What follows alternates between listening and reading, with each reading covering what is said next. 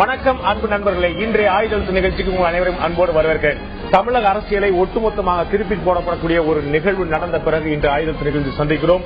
தமிழக முதலமைச்சராக இருந்த அதிமுகவுடைய பொதுச் செயலாளர் செல்வி ஜெயலலிதா 4 ஆண்டுகள் சிறை தண்டனை அடைந்திருக்கிறார். தற்போது நாம் பேசிக் கொண்டிருக்கூடிய இந்த நேரத்தில் பரப்பன அக்ரஹாரா சிறையில் இருக்கிறார் தமிழக முதலமைச்சராக இருந்த ஜெயலலிதா. சொத்து குவித்த வழக்கு 66 கோடி ரூபாய்க்கு மேல் சொத்து குவித்ததாக அவர் மீது வழக்கு தொடரப்பட்டது. அவர் மற்றும் அவருடைய சகாக்களாக இருந்த சசிகலா, இளவரசி சுதாகரன் ஆகிய 4 பேர் மீதும் குற்றம் நிரூபிக்கப்பட்டிருப்பதாக பரப்பன அக்ரஹாரா வளாகத்தில் இருந்த சிறப்பு நீதிமன்றம், பெங்களூர் அமைக்கப்பட்டிருந்த சிறப்பு நீதிமன்றம் அதோட நீதிபதி ஜான் மைக்கேல் டி குன்ஹா அவர்கள் அறிவித்திருக்கிறார். அவருடைய தீர்ப்புக்கு பிறகு மிகப்பெரிய அதிர்வுகள் ஏற்பட்டது. நிறைய பேர் இந்த வழக்கில் அவர் விடுதலை ஆவார் என்று எதிர்பார்த்தார்கள். சிலர் தண்டனை கிடைக்கலாம், ஆனால் ஓராண்டுக்குள் இருக்கும், உடனடியாக பிணையில் வெளிவந்தார் என்று எதிர்பார்த்தார்கள். 4 ஆண்டுகள் சிறை என்பது நிச்சயமாக மிக பெரும்பாலானவர்கள் கற்பனை செய்து பார்க்கக்கூடிய முடியாத விஷயமாக தான் இருந்திருக்கும். இன்னும் குறிப்பாக 100 கோடி ரூபாய் அபராதம் என்பது மிகப்பெரிய வியப்புகளை ஏற்படுத்தியிருக்கிறது. ஆனால் எல்லாவற்றுக்குமே ஒரு லாஜிக்கலான விஷயம் மட்டுமல்ல, ஒரு லீகலான காரணம் கூட இருக்கிறது என்று நீதிமன்ற தரப்பில், நீதித்துறை தரப்பில் தெரிவிக்கப்படுகிறது. அரசு வழக்கறிஞராக கடுமையாக வாதாடி அவர் அரசு தரப்பை நிலைநாட்டிய திரு பவானி சிங் அவர்கள் இதற்கு 100% காரணங்கள் இருக்கின்றன. 100 கோடி ரூபாய் எந்த மாதிரி 100 கோடி ரூபாய் தீர்மானிக்கப்பட்டது என்பதற்கு 100% நியாயங்கள் இருக்கு என்று தெரிவித்தார். 66.63 கோடி ரூபாய், அதில் கிட்டத்தட்ட ஒரு 55 கோடி ரூபாய் முதலமைச்சராக இருந்த ஜெயலலிதா தரப்பில் நிரூபிக்கப்படவில்லை என்பதனால் அப்போது இருந்த சொத்து மதிப்பு இப்போதைய காலகட்டத்தில் மிகப்பெரிய அளவை சந்தித்திருக்கும். அது 100 கோடி அல்ல 200 கோடிக்கு மேல் இருந்திருக்கும். இருந்தாலும் கூட 100 கோடி என்ற வரையறைக்குள் நாங்கள் குறுக்கிக் கொண்டோம் என்று அரசு தரப்பில் தெரிவிக்கப்படுகிறது. இந்த 4 பேர் மீதும் குற்றம் நிரூபிக்கப்பட்டதற்கு காரணங்கள் இருக்கின்றன என்று அரசு தரப்பில் தெரிவிக்க, இது மிக முக்கியமாக அரசியல் பழிவாங்கும் நடவடிக்கையுடைய நீட்சி தான். இது முழுக்க இந்த வழக்கு பிணையப்பட்டதிலிருந்து, வழக்கு பதியப்பட்டதிலிருந்து அடுத்தடுத்த நடவடிக்கைகள் முழுக்க அரசியல் காரணங்கள் இருந்தன. திமுக இதை ஒரு அரசாக, ஒரு கட்சியாக மட்டுமில்லாமல் முழுக்க ஒரு வாதாடி கொண்டு அந்த வழக்குடைய போக்கு ஒன்றையும் கூர்மையாக கவனித்துக் கொண்டு மட்டுமல்ல, கண்காணித்துக் கொண்டும் இருந்தது. எனவே திமுகவுக்கு ஒரு உள்நோக்கம் இருந்தது என்று அதிமுக தரப்பில் தெரிவிக்க, இது ஒரு சட்ட நடவடிக்கை. 2G போன்ற வழக்கில் இதே அதிமுக பொதுச்செயலாளர் இருக்கக்கூடியவர் என்னென்ன விமர்சனங்களை எங்கள் மீது வைத்தார், இப்போது அவர் மீது வழக்கு வந்திருக்கிறது. இது ஒரு அரசியல், ஒரு அரசு சார்பான, ஒரு சட்ட சார்பான ஒரு சட்ட நடவடிக்கையை தவிர இது அரசியல் நடவடிக்கை இல்லை என்று திமுக தெரிவிக்கிறது. இன்று தமிழகத்துடைய புதிய முதலமைச்சராக திரு ஓ பன்னீர்செல்வம் தலைமையிலான அமைச்சரவை கூடியிருக்கிறது. திரு ஓ பன்னீர்செல்வம் தற்போது ஏற்கனவே முன்னாள் முதலமைச்சராக இருந்த ஜெயலலிதாவை பார்ப்பதற்காக பெங்களூர் சென்றிருக்கிறார். புதிய அரசு பொறுப்பேற்று விட்டாலும் கூட அதிமுக அரசு தான் நீடிக்கிறது, அறுதி பெரும்பான்மை சட்டங்கள் இருக்கிறது. இந்த அரசியல் விளைவுகள், தமிழக முதலமைச்சர் அந்த ஜெயலலிதாவுடைய கைதுக்கு, சிறைவாசத்துக்கு பிறகான அரசியல் நடவடிக்கைகள் எப்படிப்பட்டதாக இருக்கும் என்றுதான் இன்றைய ஆயுதத்தில் விவாதிக்க இருக்கிறோம். சொத்து வழக்குடைய தீர்ப்பும் தமிழக அரசியலும், இதுதான் இன்றைய ஆயுதத்துக்கான பிரதான தலைப்பு. இந்த நிகழ்ச்சி நம்முடைய மார்க்சிஸ்ட் கம்யூனிஸ்ட் சேர்ந்த மூத்த தலைவி வாசுகி அவர்கள் நம்முடைய இருந்திருக்கிறார். அதே போல திமுகவை சேர்ந்த முன்னாள் எம்எல்ஏ திரு அப்பா அவர்கள் நம்முடைய இருந்திருக்கிறார். அதே போல பத்திரிகையாளர், அரசியல் விமர்சனமான திரு பத்ரி சேஷாத்தி அவர்கள் மணிந்திருக்கார். அதே போல வழக்கறிஞர் திரு வைபவ் அவர் நம்முடைய இருந்திருக்கார். உங்கள் 4 பேரும் இந்த நிகழ்ச்சிக்கு வரவேற்க நண்பர்களே. நான் முதல்ல சில விஷயங்கள், ஒரு சட்ட ரீதியான விஷயங்கள் நான் திரு வைபவ் நான் ஒரு கிளாரிட்டி பெற்றுட்டு அப்புறம் அரசியல் விஷயங்களுக்கு வர விரும்புறேன். முதல்ல வைபவ் கேட்க விஷயம், இப்ப தமிழக முதலமைச்சராக இருந்த ஜெயலலிதா ஒரு அப்பீல் மனுவை ஹைகோர்ட்ல தாக்கல் பண்ணிருக்காங்க. இதுல ஒரு விஷயம், அது இப்ப வெகேஷன் பெஞ்ச் தான் விசாரிக்குது. அங்க விடுமுறை கால நீதிமன்றம் தான் நடந்து கொண்டிருக்கிறது. சோ இன்னைக்கு அட்மிட் ஆயிருச்சு, நம்பர் ஆயிருச்சு, நாளைக்கு எடுக்க போறாங்கன்னு சொல்லி தகவல் உறுதியா தெரிஞ்சிருச்சு. நாளைக்கு முதலமைச்சராக இருந்த ஜெயலலிதா விடுவிக்கப்படுவதற்கான வாய்ப்பு எந்த அளவு இருக்கிறது சட்ட ரீதியா? அதாவது இது 2 விஷயங்கள் இருக்கு. ஸ்டே வாங்குறது தான் நாளைக்கு முக்கியம். ஸ்டே 2ல வாங்கணும். Stay on conviction, that is the first thing. So குற்றவாளி அப்படிங்கிறதுக்கு முதல்ல ஒரு தடை வாங்கணும். கரெக்ட். ரெண்டாவது stay on sentence, execution. Stay on sentence. So தண்டனை எவ்வளவு அப்படிங்கறத தடை வாங்கணும். தண்டனை மேல. சோ ஸ்டே ஆன் சென்டென்ஸ், தண்டனை மேல stay வாங்கிட்டாங்கன்னா she can come out of prison. This sentence is stayed. Stay on the conviction. அது இப்போதைக்கு நடக்கிற விஷயம் இல்ல. அது இப்போதை may or may not happen. நடக்கலாம், நடக்காமலும் போகலாம். Chances are there, but chances are less ன்னு கூட சொல்லலாம். ஏன்னா சுப்ரீம் கோர்ட் சொல்லியிருக்கு இந்த மாதிரி prevention of corruption matters-ல ஸ்டே கொடுக்கும்போது ரொம்ப கேர்ஃபுல்லா இருக்கணும், ரொம்ப பார்த்து அப்படியே தடாமுடாலும் கொடுக்க கூடாது அப்படின்னு சொல்லியிருக்காங்க. சோ ஹைகோர்ட்டுடைய ப்ரெரோகேட்டிவ்ல, ஹைகோர்ட்டுடைய பெஞ்ச்ல இந்த கன்விக்ஷனுக்கே தடை விதிக்கிறதுக்கான அதிகாரம் இருக்கு. ஏன்னா high court powers R absolute. Suppose high court 900 page order படிச்சுட்டு இது தவறான ஆர்டர், சட்டத்தை சரியா படிக்கல, ஜட்ஜ் சரியா அனலைஸ் பண்ணல அப்படின்னு ஃபீல் பண்ணாங்க, they can definitely stay the conviction itself. If the conviction is stayed, then she has the entire charges are stayed, the accusations that are leveled against her. அப்படி இருக்கிற காரணத்துல அவங்க வந்து முதலமைச்சர் ஆகிறதுக்கே சான்சஸ் இருக்கு.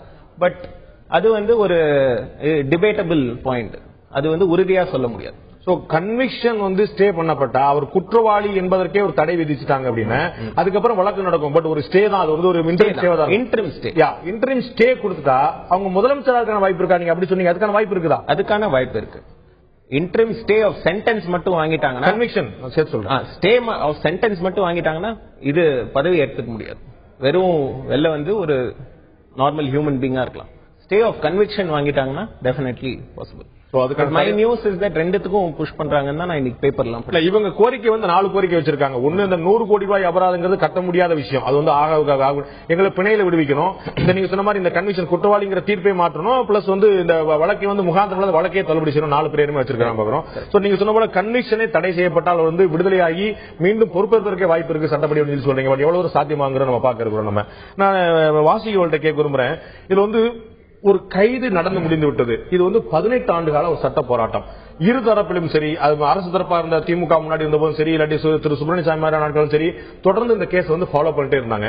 தமிழக முதலமைச்சர் அந்த ஜெயலலிதா தரப்புலையும் கடுமையா ஃபாலோ பண்ண, நிறைய வாய்தாக்கள், நிறைய அவங்களுக்கான கோரிக்கைகள், மொழி மாற்றம் பண்ணணும் சொல்லி அவங்களுடைய சகாக்கள் மற்றவங்க சொன்னது மாதிரி நிறைய இரு தரப்புல வந்துட்டே இருந்துச்சு.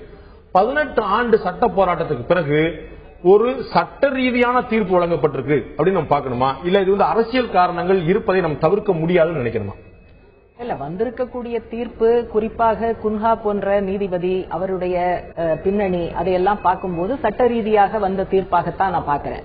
ஆனா இந்த 18 ஆண்டு கால தாமதத்திற்கு பின்னால நிச்சயமாக அரசியல் காரணங்கள் இருக்கு. இருதரப்புக்குமே அதற்கான அரசியல் காரணங்கள் இருக்கு.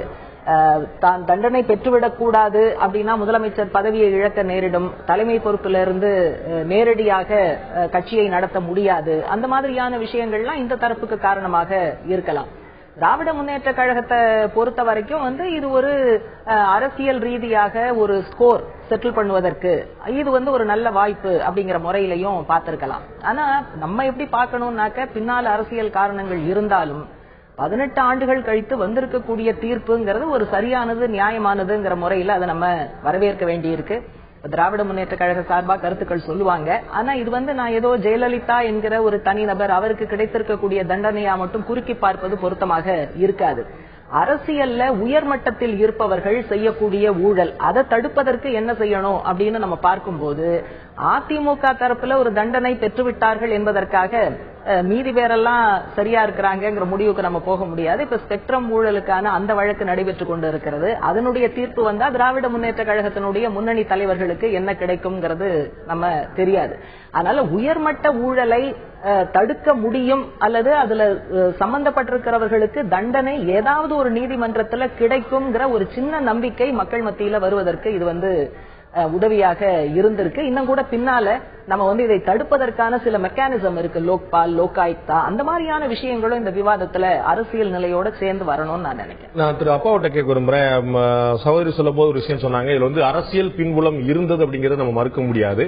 அதை தாண்டி வழங்கப்பட்ட தீர்ப்பு வந்து முழுக்க முழுக்க சட்ட ரீதியான எல்லா வாத பிரதிவாதங்களுக்கும் அனுமதி கொடுத்த பிறகு உச்சநீதிமன்றம் வரை பலமுறை சென்று வந்த பிறகு நடந்த விஷயம் தான் இந்த தீர்ப்பானது. இருந்தாலும் இதற்கான அரசியல் பின்புலம் இருப்பதை மறுத்துவிட முடியாதுன்னு சொல்றாங்க. உங்களுக்கும் தெரியும், உங்களுடைய கட்சியுடைய பொதுச்செயலாளர் இருக்கக்கூடிய திரு அன்பழகன் அவர்கள் எவ்வளவு முறை உச்சநீதிமன்ற கதவை தட்டினார். இந்த வழக்கு இப்படி போகுது, இந்த வழக்கு இந்த பெட்டிஷன் போடுறாங்க, இந்த பெட்டிஷன் நீங்க என்டர்டெயின் பண்ணக்கூடாதுன்னு சொல்லிட்டு ஒரு வழக்காடல ஒரு புகார்தாரரா இல்லாவிட்டாலும் கூட அதை முழுக்க முழுக்க பின்னணிந்து கண்காணிக்கக்கூடியவரா ஒரு செல்ஃப் ஸ்டைல்டு ஒரு ஜூரி மாதிரி திமுக செயல்பட மறுக்க முடியுமா? அதாவது இந்த வழக்கு, நான் இதுக்கு ஒரு விளக்கம் சொல்ல, நீங்க திமுக அரசியல் நோக்கத்தோட இந்த வழக்கை பதிஞ்சதாட்டி சொல்றாங்க. 96 சுப்பிரமணிய சாமி அவர்கள் நீதிமன்றத்துக்கு போய் சென்னை அமர்வு நீதிமன்றத்தினுடைய கண்காணிப்பு படிதான் இந்த வழக்குகள்லாம் வந்து இன்னைக்கு தண்டனைக்கு வந்திருக்கு. அது நான் ரொம்ப பேசல. இன்னைக்கும் சுப்பிரமணிய சாமி அவர்களுடைய ஸ்டேட்மெண்ட் நீங்க படிச்சு பார்த்திருப்பீங்க. அவர் வந்து இந்த தண்டனை வந்து குறைவான தண்டனை தான், நான் இதுக்குள்ள எவிடன்ஸ் எல்லாம் தேடுறதுக்கு நான் எவ்வளவு கஷ்டப்பட்டேன் அப்படிங்கறதெல்லாம் அவங்க சொல்லியிருக்காங்க. இதுல வந்து நீங்க எங்க பேராசிரியர் அன்பழகன் வந்து நீதிமன்றத்துக்கு உச்ச நீதிமன்றத்துக்கு போனாங்கன்னு சொன்னாங்க. அவங்க போனது வந்து இந்த 2001 இந்த நம்முடைய அதிமுக ஆட்சி பொறுப்பேற்ற பின்பு சாட்சிகளை வந்து பிறர் சாட்சிகளாட்ட ஆக்கிட்டு இருந்ததுனால உச்ச நீதிமன்றத்தில் போய் இந்த கேஸ் இங்க நடந்துன்னா நியாயமான தீர்வு கிடைக்காது. அதனால நீங்க வந்து இதை வேறு மாநிலத்துக்கு மாற்றுங்கன்னு சொன்னாங்க. இதுக்கு முன்னுதாரணமும் இருக்கு. கிருஷ்ணன் இறந்ததுக்கு அதிமுக காரங்க இது ஆந்திராவில் இந்த வழக்கு நடத்துங்க, இங்க நடந்தா நியாயம் கிடைக்காது அப்படின்னு சொல்லி இதே அம்மையார் அவர்கள் ஸ்டேட்மெண்டே விட்டுருக்காங்க. அதுக்கு பல உதாரணங்கள் உங்களுக்கு தெரியாது. வழக்கு எல்லாரும் விடுவிக்கப்பட்டாங்களே, அது வேற. அவங்க கேட்டது அதே மாதிரி வெளி மாநிலத்தில் நடத்த சொல்லி கேட்டாங்க. அதுபடியில தான் வெளி மாநிலத்தில் கேட்டமே தவிர வழக்கு உள்ளுக்குள்ள போய் நாங்க போய் நின்றுட்டு அதுக்குள்ள எவிடன்ஸை கொண்டு கொடுக்கல. வழக்கு கோர்ட்டினுடைய கண்காணிப்படி அதுக்குரிய என்னென்ன எவிடன்ஸ் எல்லாம் எடுத்தாங்க. சிறுதாவூர்ல 25 ஏக்கர் நிலம் பஞ்சமி நிலம், அந்த நிலத்தை வாங்கி பங்களா கட்டிருக்காங்க. அன்னைக்கு சாதாரண விலை, இன்னைக்கு அது மட்டும் 500 கோடி ரூபாய்க்கு காணும். 1200 ஏக்கரு கொடநாடு, இன்னைக்கு பல 1000 கோடி ரூபாய்க்கு அது காணும். 1000 ஏக்கரு நம்ம ஹைதராபாத் திராட்சை தோட்டம், அது பல 1000 கோடிக்கு காணும். எங்க திருநெல்வேலி, கன்னியாகுமரி, தூத்துக்குடி மாவட்டத்தில் கிட்டத்தட்ட 3000 ஏக்கர் நிலம். எல்லாமே எவிடன்ஸை எடுத்து தங்கம், வைரம், வைடூரியம் எல்லாத்தையும் எடுத்து வழக்கில் சேர்த்து அவங்களே வழக்கு எந்தெந்த கோர்ட்டில் நடக்கணுமோ அவ்வளவு நடந்து உச்ச நீதிமன்ற கதவை இப்போ அதிமுக நம்முடைய ஜெயலலிதா அவர்கள் போய் தட்டி எங்களுக்கு பவானி சிங் தான் நீங்க அரசு வைக்கலா இருக்கணுங்கிற வரைக்கும் கேட்டு அதையும் கொடுத்துதான் ஜட்ஜ்மெண்ட் சொல்லியிருக்கு. அதே பவானி சிங் காலையிலே சொல்றாரு, இது குற்றம் குறைவாதான் தண்டனை கொடுத்திருக்கு, இன்னும் அதிகமா கொடுக்கணும் அப்படின்னு சொல்லி காலையிலே அவரு சொல்லியிருக்காரு. உங்க டிவில கூட பார்த்தோம். ஆக இந்த அளவுக்கு இதுல எங்களுடைய செல்ஃப் இன்ட்ரெஸ்ட் ஒண்ணு இல்ல. ஏன் தீர்ப்பு வந்திருக்கு, இது வரைக்கும் தலைவர் கலைஞரோ எங்களுடைய தளபதியோ இதுக்கு ஆதரவாட்டு ஏதோ ஒரு மகிழ்ச்சி கொண்டாட்டமாய் நாங்க பண்ணல. இது சட்டம் தன் கடமை செய்திருக்கு. அதை பற்றி நாங்க இதை ஒரு பெருசாட்டு பண்ணக்கூடிய ஆட்கள் இல்ல. ஒரு சில இடங்கள்ல எதுவும் பண்ண கூட தட்டி இதெல்லாம் பண்ணக்கூடாது அப்படின்னு கண்டிக்கக்கூடிய ஒரு நாகரிகம். அதுதான் என்னுடைய கேள்வியும் கூட. பேராசிரியராக இருக்கக்கூடிய பேராசிரியர் அன்பழகன் கடுமையான பெட்டிஷன் மேல பெட்டிஷன் போட்டு கடுமையா ஃபாலோ பண்ற. அவருக்கு உடம்பு முடியாம இருந்த போதெல்லாம் கூட அவர் பேர்ல பெட்டிஷன் சில நாள் இப்ப இல்ல, சில சந்தர்ப்பங்கள்ல நான் சொல்ல வரேன். இந்த வழக்கோட தீர்ப்பு வந்த பிறகு இது சட்டப்படியான தீர்ப்பு, சட்டம் தன் கடமையை செய்திருக்குன்னு கூட சொல்லலையே. அதுக்கான காரணம் வாசுகி அவர்கள் சொன்னது போல நாளைக்கு நமக்கு ஒரு பிரச்சனை வரும்போது இது நம்மள பூமராங் மாதிரி அடிக்கும் அப்படிங்கிற ஒரு அச்சமா அப்படிங்கிற ஒரு சந்தேகம் இல்ல. நாளைக்கு இல்ல, இப்ப ஏற்கனவே உங்களுக்கு தெரியும் 2G சொத்து குவிப்பு வழக்கு மாதிரி ஒரு ஊழல் வழக்கு இல்ல, அது இழப்பீடு. நீங்க சொல்லுங்க, அரசு ரிப்போர்ட் எல்லாருமே சொல்லவா ஐயா, இங்க இருக்க இன்னைக்கு காலையில வர நீங்க ஊழல் வழக்கில் பிரிச்சுனால வர நீங்க முழுமையா பதில் சொல்லுங்க. நான் உங்கள்கிட்ட கேட்கும் போது நீங்க தான் பதில் சொல்ல போறீங்க. இப்ப வழக்குல தண்டனை பெற்றிருக்கிறது 66.65 கோடி ரூபாய். அதுல 13 கோடி ரூபாய்க்கு மேல நிரூபிக்கப்பட்டிருக்கு. மிச்சம் 53.5 கோடி ரூபாய் நிரூபிக்கப்பட முடியலன்னு சொல்லிட்டு அந்த குற்றச்சாட்டு. இப்ப இன்னைக்கு காலையில சார்ஜ் ஷீட் போடுறத பத்தி 200 கோடி ரூபாய் ஒரு பண பரிவர்த்தனை தொடர்பாக 200 கோடி ரூபாய் பண பரிவர்த்தனை பற்றி சார்ஜ் ஷீட் போடுறத பத்தி நாங்க உத்தரவு கொடுக்க போறோம் சொல்லி இன்னைக்கு நீதிமன்றம் சொல்லியிருக்கு. அதாவது நீதிமன்றம் கைது பண்ணாங்க, சிறைக்கு சென்றாங்க. நாங்க அதை பத்தி அதுக்காக ரோட்ல போற பஸ்ஸெல்லாம் அடிக்கல. நீங்க முதல்ல ஒரு விஷயம் சொல்லிடணும், இது ஊழல் வழக்கு அல்லன்னு சொன்னதை நீங்க அதை நீங்க என்ன சொன்னீங்க? 100% இது ஊழல் வழக்கு இல்ல. சொல்றேன், சிஏஜி ரிப்போர்ட்ல 1.74 லட்சம் கோடி ரூபாய்க்கு இழப்பீடு ஏற்பட்டு தான் சிஏஜி சொன்னார். 1.7 நீங்க தெளிவு பண்ணீங்க. நீங்க மாத்தி சொல்லிடக்கூடாது. அவங்க சொல்லுவாங்க, 4 பேர் சொல்லுவாங்க, அது இன்னும் சிக்கலாயிருவீங்க. 1,76,000 கோடி நம்பர் நான் சொல்லல, இப்ப நீங்க தான் பதிவு பண்றீங்க. சிஏஜி சொன்ன அறிக்கை என்பது வேறு, அதன் பிறகு இப்ப நடந்து கொண்டிருக்கக்கூடிய வழக்கு என்பது வேறு. சிபிஐ இன்று குற்றப்பத்திரிகை தாக்கல் செய்வது பற்றி ஒரு உத்தரவை பெற்றிருக்கிறது. 28ஆம் தேதியா 26ஆம் தேதி அடுத்த ஒரு தீர்ப்பு சரியான தேதி அக்டோபர் 20. 200 கோடி ரூபாய் ஒரு நிறுவனத்துக்கு பண பரிவர்த்தனை நடந்தது தொடர்பாக திரு ராஜா, முன்னாள் மத்திய அமைச்சர் திரு ராஜாவும் திமுக தலைவருடைய மகள் கனிமொழி மீது குற்றப்பதிவு சார்ஜ் ஷீட் பிரேம் பண்ற பத்தி அடுத்த மாசம் தீர்ப்பு வரப்போகுது. இது ஊழலா இல்லையா? நீங்க கேட்டுட்டு இருக்கணும்னு சொல்லிட்டு இந்த வழக்கு சிஏஜி சொன்னது போல தமிழ்நாட்டில் இந்த 3 ஆண்டு காலத்தில் கிராம சாலைகள் அமைத்ததிலும் ரேஷனுக்கு அரிசி வாங்கியதிலும் மட்டும் 10,000 கோடி ரூபாய் இழப்பு சிஏஜி ரிப்போர்ட் கொடுத்திருக்கு. அதே வழக்கு தான் அந்த சிஏஜி ரிப்போர்ட் 2Gக்கும் கொடுத்திருக்கு. அதுல இதுவரைக்கும் 1 ரூபாய் கூட யாருகிட்ட இருந்தாலும் சீஸ் பண்ணி வழக்குல ப்ரொடியூஸ் பண்ணல கோர்ட்ல கொண்டு இந்த நிமிஷம் வரைக்கும். நீங்க சொல்றது ஒரு நிறுவனத்துக்கு ஒரு நிறுவனம் கடன் கொடுத்தது, வட்டியோட கொடுத்திருக்கு. கடன் வாங்கினது தப்பு, நீ திரும்ப கொடுத்தது தப்புன்னா அது வேற விஷயம். இது வரைக்கும் இந்த நான் முடிச்சிருந்தேன். இது வரைக்கும் நம்ம சொத்து குவிப்பு வழக்குகளை எடுத்துக்கக்கூடிய எவிடன்ஸ் மாதிரி ஒரு எவிடன்ஸ் ராஜாவிடமோ சகோதரி கனிமொழியிடமோ இல்ல திமுக யாரிடமும் வாங்கல. அப்படி நடக்கல. சிஓஜி ரிப்போர்ட்டை வச்சு ஊடகங்களும் பத்திரிகைகளும் நாங்க பெரிய தவறு செய்த மாதிரி பாராளுமன்ற தேர்தலுக்காக எங்களை பண்ணாங்களே தவிர அதையும் நாங்கள் தாங்கி அப்ப நாங்க ஆட்சியில இருக்கிறோம், மத்தியில கூட்டணியில இருக்கிறோம், எங்களுக்கு ஒரு சோதனையான வருது, கைது பண்றாங்க, ஜெயில இருக்காங்க, எந்த பத்தியும் உடைக்கல, எங்கேயும் பண்ணல. நாங்க எந்த பத்தி நேரே போயிட்டு இருக்கோம். நான் வரேன். நான் இல்ல சவால்கிட்ட உச்ச நீதிமன்றம் இந்த வழக்க எங்களுடைய கண்காணிப்புல நடத்தணும்னு சொல்லி இருக்கிறாங்க. அப்ப அதுல எந்த ஊழலுமே அதுல இன்வால்வ் ஆகலைன்னா ஒரு உச்ச நீதிமன்றத்துக்கு வேற வேலையே கிடையாதா? இந்த வழக்கை எங்களுடைய கண்காணிப்புல நடத்தணும்னு சொல்லி இருக்காங்க. அடிக்கடி என்ன ஸ்டேஜ்ல இருக்குன்னு கேட்டிருக்காங்க.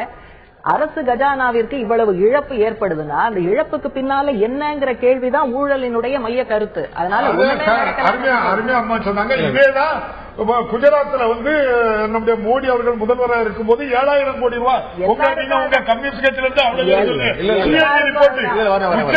ஒரு விளக்கத்தை சொன்னீங்க. உச்ச நம்ம நிறைய விஷயங்கள் கொண்டு போயிருக்கு. நான் உங்கள்கிட்ட தான் சொல்லிடுறேன். நீங்க அதை எடுத்தீங்க அப்படிங்கனால ஒரு நிதி தவறாக பயன்படுத்தப்படுகிறதுனோ ஒரு நிதி இழப்பு ஏற்படுத்தப்படுகிறதுனோ சிஏஜி அறிக்கை ஒவ்வொரு ஆட்சி காலத்தையும் ஞாபகத்தை வச்சு சொல்றேன். திமுக ஆட்சியில புதிதாக கட்டப்பட்ட சட்டமன்றத்துக்கு ஆதி திராவிட நலத்துக்காக பயன்படுத்தப்பட்ட நிதி திருப்பிடப்பட்டு சொன்னாங்க. அதுக்கு உங்களுடைய தலைவர் அருமையான விளக்கம் சொன்னார். சட்டமன்றத்திலேயே ஆதி திராவிட உறுப்பினர்கள் இருக்கிறார்களே அப்படின்னார். ரொம்ப வியப்பை ஏற்படுத்தின ஒரு விளக்கம் அது. ஆதி திராவிட உறுப்பினர்களுக்கு ஆதி திராவிட நலத்துறைக்கு போகக்கூடிய நிதி திருப்பிடப்பட்டதா ஒரு புகார் இருந்துச்சு. சோ இந்த நிதி மாற்றப்படுகிறது வேற, இழப்பு ஏற்படுத்தப்படுகிற. இப்ப கேஸ் 1,76,000 கோடி பற்றி நான் பேசல. 200 கோடி ரூபாய் தனி ஒரு நிறுவனத்துக்கு பண பரிவர்த்தனை சந்தேகத்துக்கிடமா நடந்து சொல்லி வழக்கு நடந்துட்டு இருக்கு. நான் விரிவா பேசுறேன். வழக்கு பற்றி விரிவாக பேசக்கூடிய சந்தர்ப்பம் ஏற்படும். உச்ச நீதிமன்றத்தினுடைய பார்வையில நடக்குன்னு சொன்னாங்க. உச்ச நீதிமன்றம் ஒரு தனி நீதிமன்றத்தை அமைச்சு விசாரிச்சு பதில் சொல்லிட்டு தான் சொல்லிருக்கேன் தவிர அதுக்கு வாய்தா வாங்கல. நாங்க அதுக்கு கோஆபரேட் பண்ணுறோம். என்ன வேணாலும் நீங்க கேளுங்க, என்னை கூப்பிட்டாலும் போறோம். எங்களை நாங்க நிரபராதின்னு நிரூபிச்சு நாங்க வர போறோம். இதை பத்தி 2G பத்தி விரிவா பேசுறதுக்கான சந்தர்ப்பம் ஏற்படும். அது ஏற்படாம போயிடாது. நான் திரு பத்ரேஷ் தண்டனை கொடுத்திருக்காங்களா சகோதரி கனிமொழியும் ராஜாவுக்கு சொல்ல முடிய நாளைக்கு நிச்சயமா திரு பத்ரேஷ் யாதவர்களுக்கு இவ்வளவு பெரிய தண்டனையா? இப்படி ஒரு கொடுமை தண்டனை முடிவு பண்ணீங்களா? ஜெயில இருந்தாங்களா? எவ்வளவு பெரிய அநியாயம் தண்டனை சொல்லி நீங்க நடக்க முடிவு பண்ணீங்களா? பொலிட்டிக்கல் இன்ஃபுளுன்ஸ் இல்லன்னு சொல்லி அவங்க சொன்னாலும் கூட நாங்க எந்த மாதிரி ஆர்ப்பாட்டம் பண்ணல, கலவரம் பண்ணல, எதுவும் பண்ணலாம்னு சொல்ல. திமுக 10 ஆண்டுகள் மத்திய அரசுல இருந்தது. 18 ஆண்டுகள் இந்த வழக்கு சொத்து வழக்கு 18 நடந்தபோது 10 ஆண்டுகள் திமுக ஆட்சியில் இருந்தது. சோ ஜுடிஷியலா இவங்க ஜுடிஷியரியை எவ்வளவு தூரம் அப்ரோச் பண்ண முடியுமோ அதை அப்ரோச் பண்ணிட்டு இருந்தாங்க. இந்த external influence from the government, central கவர்மெண்ட்ல இவங்க இருக்கும்போது அந்த இன்ஃபுளுன்ஸ் இல்லாமலே இருக்குமா? இது சொல்லக்கூடியதான் நியூஸ் ஏற்றுக்கொள்ள முடியுமா? அந்த பொலிட்டிக்கல் இன்ஃபுளுன்ஸோ பொலிட்டிக்கல் இன்டர்ஃபரன்ஸோ நியூஸ் இல்லைங்கிற நம்ம ஏற்றுக்கொள்ள முடியுமா? நம்ம அப்படி சொல்லணுங்கிற அவசியமே கிடையாது. பொலிட்டிக்கல் இன்ஃபுளுன்ஸ் எந்த விதத்திலலாம் ஒரு எதிர்கட்சி கொண்டு வர முடியுமோ அதை கொண்டு வந்துதான் ஆகணும். ஏன் நாங்க பொலிட்டிக்கல் இன்ஃபுளுன்ஸே பண்ணலன்னு அவங்க சொல்றாங்கன்னு எனக்கு புரியல. ஒரு எதிர்கட்சியாக இருந்து அதிமுக எங்கெல்லாம் தவறு செய்கிறது என்று இவர்கள் நினைத்தார்கள் என்றால் அதை கடுமையாக தட்டி கேட்பது, அது மக்கள் மன்றத்துக்கு போவது அல்லது நீதிமன்றத்துக்கு போவதுங்கிறது. இன்ஃபேக்ட் நீங்க ஆரம்பம் பாருங்க, இவர்கள் மேல குற்றம் இருக்குங்கிறது திமுக ஆட்சி காலத்துல தான் அது கண்டுபிடிக்கப்படுது. அவர்கள் தான் ஒரு போலீஸ் அதிகாரியை நியமித்து இது முழுக்க இன்வெஸ்டிகேட் பண்றாங்க. அதெல்லாம் திமுக ஆட்சி காலத்துல தான் நடக்குது. சோ அதுவே நீங்க ஒரு விதத்துல ஒரு பியூர் அரசியல் அப்படின்னு நீங்க அதை பார்க்கத்தான் வேணும். ஏன்னா எவ்வளவோ வழக்குகள் நீங்க கண்டுக்காமலே விட்டுடலாம். நீங்க நமக்கு எதிராக ஒருவர் இருக்கிறார் அப்படிங்கும் பொழுது குற்றத்துக்கான ஒரு இடம் அங்க இருக்கு அப்படின்னா அதை முழுக்க வெளியில கொண்டு வருவோம் அப்படின்னு ஒரு கட்சி செயல்படுறது தப்புன்னு நான் நினைக்கல. அதுவும் அரசியல் ஒரு பாட்டு தானே. நீங்க நீ உங்க ஆட்சி காலத்துல நீ என்ன வேணாலும் செய்து கொள், என்னுடைய ஆட்சி காலத்துல நான் என்ன வேணாலும் செய்து கொள்றேன் அப்படின்னு சொல்லிட்டு போகிறதுக்கான ஒரு அமைப்பாக இருக்கக்கூடாது இல்லையா? சோ திமுக நிச்சயமாக அதிமுகவின் பொதுச் செயலாளருக்கு தண்டனை வாங்கி தருவதில் அனைத்து விதமான, அதாவது நீதிமன்றத்தின் மூலமாகவும் வழக்கு போடுவதன் மூலமாகவும் அவருக்கு மேல என்னென்ன விதமான ஊழல் வழக்குகளை போட முடியுமோ அதை போடுவதன் மூலமாகவும் அவர்களை வந்து முடக்கணும் அப்படிங்கறது வந்து செய்தது அப்படிங்கறது வந்து அவங்க ஏன் மறைக்கணும் அப்படின்னு தெரியல எனக்கு. அவங்க தைரியமா சொல்லலாம், ஒரு அப்படின்னு சொல்லிட்டு போயிருக்காங்க. என்னுடைய ஆட்சி காலத்துல காழ்ப்புணர்ச்சினா யாருமே சொல்லல, அரசியல்னு தான் சொன்னது. நான் என்ன சொல்றேன்னா, என்னுடைய ஆட்சி காலத்துல எங்க கட்சிக்காரவங்க பண்ணா ஒண்ணும் கேட்க மாட்டேன். ஆனா இன்னொரு கட்சி ஆட்சியில இருக்கும்போது பண்ணா கேட்பேன்னா அது அரசியலா இல்லையா? இல்லமா அந்த அரசியல் வந்து நடந்துட்டு சொல்றேன். இதுல வந்து தவறுதலாட்டு திராவிட முன்னேற்ற கழகம் எதையாவது சொல்ற டான்ஸ்ல நிலம் அரசு நிலத்தை இவங்க கம்பெனிக்கு வாங்கினாலா வாங்கலையா, அதை போய் உச்ச நீதிமன்றம் வர அது போச்சா போகலையா, அந்த டான்ஸ் நிலம் அரசு நிலம் நீ சொன்னாங்களா சொல்லலையா நீதிமன்றத்துல, திரும்ப அந்த நிலத்தையே போட்ட கையெழுத்து முதல்வர் சொன்னாங்களா சொல்லலையா, அதை திரும்ப அதுக்கப்புறம் அரசாங்கத்துக்கு அதை திரும்ப வந்துட்டா அரசியல் எங்க பண்ணுறாங்க, நடந்த குற்றம் யார் மூலமா வருதுங்களா? வழக்கு நிறைய உதாரணங்கள் இருக்கு. இறந்த ஒரு தனி மனிதர் வந்து தன்னுடைய மகனே இல்லைன்னு அப்பா சொன்னாரா சொல்லலையா? இந்த வழக்குடைய தொடர்ச்சி வந்து நம்ம செய்ய வேண்டாம் சொல்லிட்டு முதல்வரே முடிவெடுத்தாரா இல்லையா? இந்த வழக்குல மேல் முடிவு எடுக்க வேண்டாம் சொல்லி முதல்வரே முடிவு பண்ணாரா இல்லையா? இதுல வந்து மத்திய அரசுல வந்து நாங்க ராஜினாமா பண்ண போறோம் சொல்லிட்டு போய் வேண்டாம் சொல்லிட்டு ராஜினாமா பண்ணாம யாரும் கேட்காம திரும்பி போய் ஆட்சியில் இணைஞ்சாங்களா இல்லையா? பல முன்னுதாரணம் நம்ம வந்து சொல்ல முடியல. அரசியல் குற்றம் கேஸ் இப்போ நீங்க சொன்ன அந்த வார்த்தையை தான் பிடிச்சு நடக்க ஒரு புட்டப் கேஸ் நீங்க சொன்னீங்க இல்லையா, அதுதான் அதிமுக சொல்லக்கூடிய குற்றச்சாட்டு. உங்கள் மீதான வழக்குகள் மீது நீங்கள் சொல்லக்கூடிய குற்றச்சாட்டு. இன்னொரு முக்கியமான விஷயம் என்று பேசியிருக்கிற ஒரு சிறிய இடைவெளிக்கு பிறகு 2G வழக்கு பற்றி கடுமையான விமர்சனங்களை முன்வைத்துக் கொண்டிருந்த அதிமுக வெறும் குற்றச்சாட்டாக இருக்கக்கூடிய 2G வழக்கை பேசுவதற்கான தார்மீக உரிமையை இப்போது குற்றம் நிரூபிக்கப்பட்டதாக இருக்கக்கூடிய நிலைமையில் தார்மீக உரிமையை அதிமுக இழந்துவிட்டதாக திரு வழக்கறிஞர் திரு வைபவத்தை கேட்க விரும்புறேன். இந்த மேல்முறையீட்டு மனு தாக்கல் செய்யப்படும் போது அதுல எந்த விஷயம் கவனமா எடுத்துக் கொள்ளப்படும்? நீங்க சொன்ன மாதிரி 906 பக்க ஆவணங்கள் ஒட்டுமொத்தமா படிச்சு பார்க்கறதுக்கான சந்தர்ப்பம் கிடைக்காது. சோ இந்த கேஸோட மெரிட்டுக்குள்ள போவாங்களா, இல்லாட்டி சர்க்கம்ஸ்டன்சஸ் சொல்றாங்க, எனக்கு வந்து 66 வயதா இருக்குது, எனக்கு வந்து உடல்நலத்த சில கோளாறுகள் இருக்குது, இது மாதிரி வந்து நான் முதலமைச்சராக இருந்தவங்க, எனக்கான ஒரு சமூக அந்தஸ்து இருக்குது, சோ இது மாதிரி விஷயங்கள் நான் வெளியே இருக்கிறதா வந்து இந்த சமூகத்துக்கும் எனக்கும் நல்லது அப்படிங்கிற மாதிரி எந்த விஷயங்களை கன்சிடர் பண்ணுவாங்க ஹைகோர்ட்ல வந்து இது அப்பீலுங்கிறதுனால errors apparent on the face of record, அதாவது பார்த்தோனே எதெல்லாம் தப்புன்னு தெரியாதோ, அப்ளிகேஷன் ஆஃப் லா இருக்கலாம், அப்ளிகேஷன் ஆஃப் ஃபேக்ட் இருக்கலாம், பார்த்தோனே apparent errors on the face of record. அதுக்கு விஷயமான வந்து இந்த செக்ஷன் வந்து 13(1)(e இந்த செக்ஷன்ல தான் வந்து main conviction, that is the corruption charge, prevention of corruption act. ஒரு பொது ஊழியரா இருக்கக்கூடியவங்க அரசு ஊழியரா இருக்கக்கூடிய அரசுடைய நிர்வாகத்தை தவறா பயன்படுத்தி அவங்க வந்து சொத்து குவிச்சாங்க அப்படின்னு வளரும். சோ இதுல வந்துட்டு இதோட interpretation in so far as this case is concerned, இந்த கேஸை பொறுத்த வரைக்கும் இந்த 13(1)(e ஓட இன்டர்பிரிட்டேஷன் பார்த்தோம்னா, நான் வந்து என்னோட ஒப்பீனியன் என்ன சொல்லுவேன்னா, இது வந்து slightly in favour of the accused தான் சொல்லுவேன். அதனாலதான் இந்த கேஸ்ல இந்த செக்ஷன் இந்த கேஸுக்கு அப்ளை பண்ண அக்யூஸ்டுக்கு ஃபேவரான கேஸ் தான் சொல்லுவேன். அதனாலதான் நாளைக்கு chances of stay is very high. அப்படித்தான் எல்லாரும் சொல்லி அந்த அம்மா ரொம்ப சந்தோஷமா அதுதான் அங்க போனா எல்லாருக்கும் ஒரு எதிர்பார்ப்பு வந்து எல்லாரும் ரொம்ப ஃபேவரா இருக்குன்னு சொல்லிட்டாங்க. இது ஒரு தவறான வழிகாட்டுதல் வழக்கறிஞர்கள் சொன்னாங்க கூட நிறைய பேர் பேசல. அது அப்சல்யூட்லி ட்ரூ.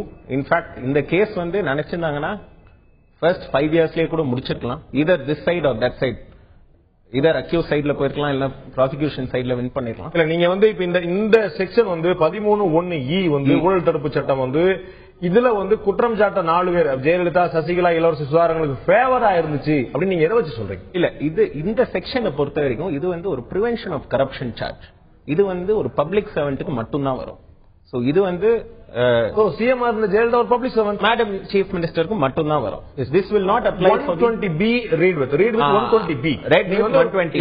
நீ ஒரு குற்றச்சதியும் சேர்த்து நடந்துன்னு சொல்லும்போது அது வந்து அவங்க பேர்ல வந்து எந்த சொத்தும் நிரூபிக்கப்படலனா கூட அவங்க கூட இருந்த ஒரே அட்ரஸ்ல இருந்த அவங்களுடைய சகாக்களுடைய அட்ரஸ் சேருது இல்ல. கரெக்ட். சோ அதனால 120B இருக்குனால நீங்க வந்து அதை சேர்க்கலாம் இல்லையா? கரெக்ட். 120B இருக்கு, அந்த சார்ஜஸ் தான் அவங்க மேல. அதனால தான் நீங்க ஃபைன் பாத்தீங்கன்னா இவங்களுக்கு வந்து 100 crores சீஃப் மினிஸ்டர் மேல, மீதி 3 பேர் மேல 10 crores தான். அதுக்கான மெயின் காரணம் இதுதான். இல்ல என்னோட கேள்வி it was in favour of the accused எதை வச்சு சொல்றீங்க? அதுக்கு தான் நான் இவங்களுக்கு சாதகமா முடிஞ்சிருக்க வேண்டிய ஒரு வழக்கு நீங்க எப்படி சொல்றீங்கன்னு கேக்குறேன். அதுக்கு தான் நான் வரேன். கூட அவர் சேர்த்து பதில் சொன்னா பரவாயில்ல. இந்த சட்டத்துல பொதுவாக குற்றம் சாட்டப்பட்டவர்கள் தான் நாங்க குற்றம் செய்யலங்கிறத நிரூபிக்கணும். பர்டன் ஆஃப் ப்ரூஃப் அக்யூஸ்ட் மேல போத் சைடு நான் கேள்விப்பட்டேன்.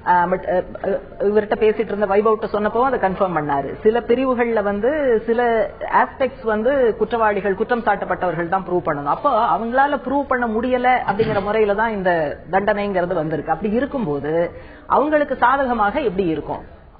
So இது ஒரு 2 நிமிஷம் ஆகும். I'll just take you through the section on what this is. So இந்த 13(1)E லே ஒரு பேசிக் ப்ராப்ளம் இருக்கு. 13(1)E பாத்தீங்கன்னா it uses words like possession, satisfactorily, cannot satisfactorily account னு சொல்லிருக்கு. Third பாத்தீங்கன்னா known sources of income. அதுலயும் ஒரு ambiguity இருக்கு. அதாவது இதுதான் இதுன்னு சொல்ல முடியாது. 4வது பாத்தீங்கன்னா disproportionate. What is disproportionate? எது disproportionate இல்ல, எது known sources, எது known sources இல்ல, இது எல்லாமே it leads to subjective interpretation. இந்த பக்கம் போலாம், அந்த பக்கமும் போலாம். இந்த கேஸ்ல நான் ஏன் இப்படி வரோங்கிறதுக்கு சொல்றேன். இல்ல சாட்டிஸ்பாக்டரி சொல்லும் போதே ஒரு பெரிய கேள்வி எழுது. பட் இதுல சாட்டிஸ்பாக்டரி ஜுடிஷியரிங்கிறத நம்ம பார்க்கணும். நீதிமன்றத்தின் முன்னால் இது ஏற்றுக்கொள்ளும்படியான நீதிமன்றம் ஏற்றுக்கொள்ளும்படியான விஷயத்தை வைக்கணும். அம்மா சொன்னது போல இந்த வழக்குல எதிர்த்தரப்புக்கு அதாவது ஜெயலலிதா தரப்புக்கு எல்லா வாய்ப்புகளும் வழங்கப்பட்டிருக்கு. அவங்க நினைச்சு இதை ப்ரூவ் பண்ணி எனக்கு இவ்வளவு இருக்குங்கிறது அவங்க தரப்புல வாதமும் வைக்கப்பட்டது. அவங்க திராட்சை தோட்டமோ எல்லா இடத்துமே அவங்க சொன்னாங்க இது எனக்கு முன்னாடி இருந்தே எனக்கு பரம்பரை ரீதியாக எனக்கு வருமானம் வந்துகிட்டு இருக்கு, எனக்கு புதுசா வந்தல நான் அந்த பாயிண்ட்க்கு தான் நான் வரேன். எஸ், அது எல்லாமே கேட்டுட்டு தானே இந்த தீர்ப்பு வளர்ந்திருக்கு. அங்கதான் என்ன தப்புன்னு நான் சொல்றேன். இது my own opinion. What could be wrong, but I haven't red the entire. I just heard excerpts of the judgment. வராத நீங்க கவலைப்படாம சொல்லலாம். இல்ல, possession is the word used. That is the fundamental flaw in the section. இப்ப possession பாத்தீங்கன்னா இது ரொம்ப wake, ரொம்ப ambiguous. சோ நீங்க கேள்வி கேக்குறது இந்த வழக்கு இல்ல, இந்த செக்ஷனே கேள்வி கேக்குறீங்க. ஆமா, நான் அதுக்கு தான் வரேன். That is the next question. இல்ல, first you told that in the section I'm not in section has been wrongly drafted. இந்த செக்ஷன் விட்டுரும். அது நம்ம கான்ஸ்டிடியூஷனல் இஷ்யூ. அது நம்ம இன்னைக்கு நம்ம பேசி அது இந்த கேஸ்ல ஏன் அடிபடும்ங்கிறதுக்கு நான் வரேன். 2 இருக்கு. மூவபிள் ப்ராப்பர்ட்டிஸ் இருக்கு. Word used is property. ப்ராப்பர்ட்டில மூவபிள் ப்ராப்பர்ட்டி இருக்கு, இம்மூவபிள் ப்ராப்பர்ட்டி இருக்கு. இந்த கேஸ்ல சொத்து, அசையா சொத்து. இந்த கேஸ்ல மூவபிள் ப்ராப்பர்ட்டி என்னன்னா, நீங்க சொன்ன மாதிரி அவங்களுடைய 800 kg silver, 28 kg gold, 750 pairs of shoes, 10,000 sarees, 91 watches and other valuables, so on and so forth. Immovable properties பாத்தீங்கன்னா இந்த லேண்ட், சார் சொன்ன மாதிரி அக்ரிகல்ச்சரல் லேண்ட், அது so on and so forth. மூவபிள் ப்ராப்பர்ட்டிஸை பொறுத்த வரைக்கும் வேர்ட் யூஸ்ட் இஸ் பொசெஷன். அதாவது பொசெஷன் இருக்கு, ஓனர்ஷிப் இருக்கு. இந்த பென் நான் தான் ஓனர், சார் கிட்ட கொடுக்குறேன். he becomes in possession of the pen, but I am still the owner. correct? so ஓனர்ஷிப்க்கும் பொசெஷனுக்கும் டிஃபரன்ஸ் இருக்கு. அது என்னால தமிழ்ல சொல்ல முடியல. பெட்டர் இல்ல, நம்ம வச்சிருக்கிறது உரிமை கொண்டாட வச்சுக்கலாம்.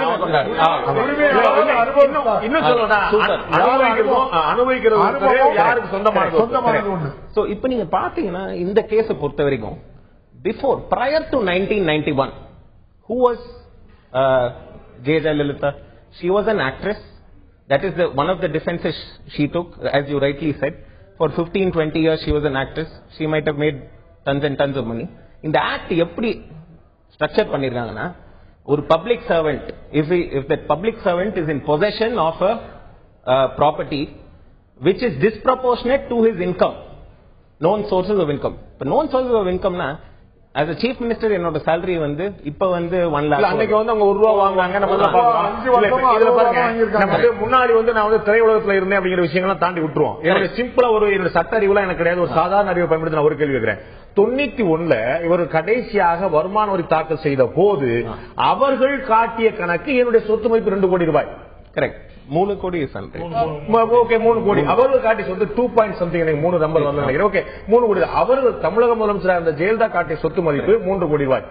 5 ஆண்டுகள் கழித்து 96 அதே தமிழக முதலமைச்சராக இருந்த ஜெயலலிதா காட்டிய சொத்து கணக்கு 69 கோடி ரூபாய். சோ இந்த கேப் பிட்வீன் த டூ, அந்த 5 ஆண்டுல அந்த வித்தியாசம் 66.65 கோடி ரூபாய். அப்ப அரசு தரப்பு ஒரு சந்தேகம் எழுப்புது, ப்ரூஃப் இல்லாம இருக்கலாம், ஒரு சந்தேகம் எழுப்புது. நீங்க தான் 5 வருஷம் முன்னாடி 3 கோடி ரூபாய் சொன்னீங்க, நீங்க தான் 5 வருஷம் கழிச்சு வந்து 66 கோடி ரூபாய் சொல்றீங்க. இப்ப இந்த இடையில எப்படி காசு வந்து சொல்லும் போது நீங்க நான் முன்னால நான் வந்து எனக்கு அந்த வருமானம் இருந்ததுன்னு காட்ட எப்படி சொல்ல முடியும்? அப்படி முன்னாடி வருமானம் இருக்கிறது உண்மையா இருந்தா நீங்க 91லயே கணக்கு கொண்டு வந்திருப்பீங்களே. கரெக்ட். நான் இல்ல, I am not taking any sides again. That's நான் இந்த கேஸ்க்கு ஹவ் இட் நான் உங்களை வளர்க்கறீங்கறத தான் சொல்லிருக்கேன். அதிமுக வளர்க்கறீங்கறத நான் சொல்லல. மூவபிள் ப்ராப்பர்ட்டி நாம வந்து தெரிஞ்சிக்கிறதுக்காக தான் முயற்சி பண்றோம். இல்ல, அதான் மூவபிள் ப்ராப்பர்ட்டி உங்களை கிராஸ் பண்ற அளவுக்கு எனக்கு எக்ஸ்பீரியன்ஸ் இல்ல. நான் ஃபர்ஸ்ட் மூவபிள் ப்ராப்பர்ட்டி முடிச்சிடுறேன். மூவபிள் ப்ராப்பர்ட்டி இல்ல, இந்த இதுக்கு நீங்க கொஞ்சம் ஆன்சர் தெரிஞ்சிட்டா. அதான் ரெண்டுமே நான் வரேன், ரெண்டுமே வந்திருக்கேன். prior to 91 அவங்க earn பண்ணிரலாம், அது மூலமா மூவபிள் ப்ராப்பர்ட்டிஸ் வாங்கிருக்கலாம் அப்படினா. அது சொல்லி கணக்குல வந்திருக்கணும் இல்லையா? prior to 91 she was an owner, கரெக்ட்டா? prior to 91 she was already in possession of that properties. So 91 to 96ல தான் இது அவங்க possessionல இருந்துக்கலாம். ஆனா ownership happened prior to 91 ஒரு ஆர்குமென்ட் எடுக்கலாம் அவங்க. So that is in so far as movable. 91ல அவங்களுடைய அசெட் வேல்யூ என்னவா இருக்குங்கிறது அவங்க வந்து அக்கவுண்ட்ல காட்டியிருப்பாங்கல்ல, இன்கம் டாக்ஸ்க்காவோ வெல்த் டாக்ஸ்க்காவோ வேற ஏதாவது ஒரு இடத்துல வந்து காட்டுறதுக்காவோ இடமா இந்த சேலை ட்ரெஸ் விட்டுருங்க. இது வந்து அவங்க வந்து ஒரு திரையுலகத்தில் இருக்கிறவங்க, நம்ம வீட்லயே வந்து இப்ப 100 புடவை நம்ம வீட்டுல இருக்கும்போது அவங்க நடிகை மூவபிள் ப்ராப்பர்ட்டியை விட்டுருங்க. நான் இம்மூவபிள் ப்ராப்பர்ட்டிக்கு வாங்க. நான் சொல்றது 91க்கு முன்னாடி அவர்கள் காட்டிய கணக்கும் 96 அவர்கள் காட்டிய கணக்கு இதை மட்டுமே மூவபிள் ப்ராப்பர்ட்டி விட்டுருங்க. அதை நகை நட்டு நம்ம வீடுகளில் சாமானிய மிடில் கிளாஸ் வீட்லயே நீங்க நடக்கிற நம்ம வந்து கஞ்சி குடியிலாட்டா கூட ஒரு அரை பவுன் நகை சேர்த்துக்கணும் நம்ம நினைப்போம். அது நம்முடைய மைண்ட் செட். அதை விட்டுருங்க. நான் இம்மூவபிள் ப்ராப்பர்ட்டி விட்டேன்.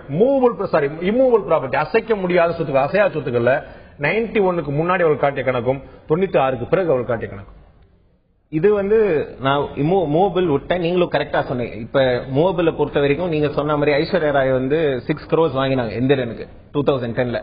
அதுக்கப்புறம் அவங்க எலெக்ஷன் நின்னாங்கன்னா அவங்களுக்கு அகேன்ஸ்டா போய் ரைடு பண்ணா கூட அவங்களும் மாட்டிப்பாங்க. இந்த மாதிரி shoes watches on a jovial point I'm saying she'll also get caught. So let us move on to immovable properties. நீங்க கரெக்டா சொன்ன மாதிரி immovable properties பொறுத்த வரைக்கும் the rates are always fluctuating in so far as agricultural land, in so far as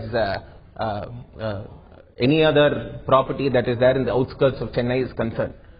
And one of the arguments which they could have I'm not sure about this 65 crores, was it declared as her personal income? அது மட்டும் நீங்க எனக்கு confirm பண்ணணும். ஆமா, 96ல 65 her own. ஆமா அது அப்படிதான் சொல்லிருக்காங்க. ஓகே, அது வந்து இதுனா one of the arguments they could take is 91ல தான் வந்து global India opened up, அதாவது liberalization, privatization happened. And there was a property worth வந்து கூடிரலாம், ஒரு பூம் இருந்தது அப்படினு சொல்லிக்கலாம். ரெண்டாவது ஆர்குமென்ட் அவங்க என்ன எடுக்கலாம்னா, நான் வந்து ஒருத்தங்க கிட்ட வாங்கினேன். In fact one of the prosecution's main case is that அவங்க வந்து செல்லர்ஸ் கிட்ட இருந்து வாங்கும்போது ப்ராப்பர்ட்டி அவங்க பொசிஷன்னால மிஸ்யூஸ் பண்ணி கம்மியான பிரைஸ்க்காக வாங்கினாங்க. அதுல தான் act uses the word lawful sources of income. 13(1)(e) பாத்தீங்கன்னா லாஃபுல் சோர்சஸ் ஆஃப் இன்கம்ங்கற வேர்ட் தான் supreme court known sources of income has been defined.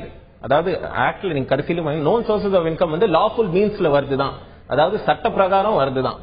அதனால வந்து இந்த ஆர்குமெண்ட் தட் unlawfully obtained இது that will not be part of this thing. அது supreme கோர்ட்டே சொல்லிருக்கு நிறைய time and again through plethora of cases சொல்லிருக்காங்க. So in so far as in the lawful income is concerned, the defense can take a stand that it was a transaction between the seller and the buyer. We bought properties, they sold it to us. If the seller does not complain that we used unlawful power, we misused our position, in the absence of, suppose வாங்கின seller வந்து land grabbing complaint கொடுத்தாங்க, இவங்க வந்து 91 to 96 வந்து misuse பண்ணாங்க அப்படின்னு சொல்லி ஒரு complaint கொடுத்தாங்கன்னா, then you can say that there is some level of dubiousness. இது வந்து கொஞ்சம் doubtful ஆன ஒரு விஷயம்.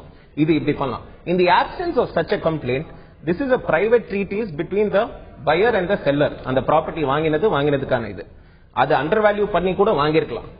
But that is not prevented by the act because it is a private contract between இவங்க முதலமைச்சர் அந்த ஜெயலலிதா தரப்பு இன்னும் ஸ்ட்ராங்கா டிஃபெண்ட் பண்ணிருக்க முடியும் அப்படின்னு நீங்க எதிர்பார்க்கறீங்க. அவங்களுக்கான சாதகமான விஷயங்கள் அதுல இருக்கு நீங்க நினைக்கிறீங்க.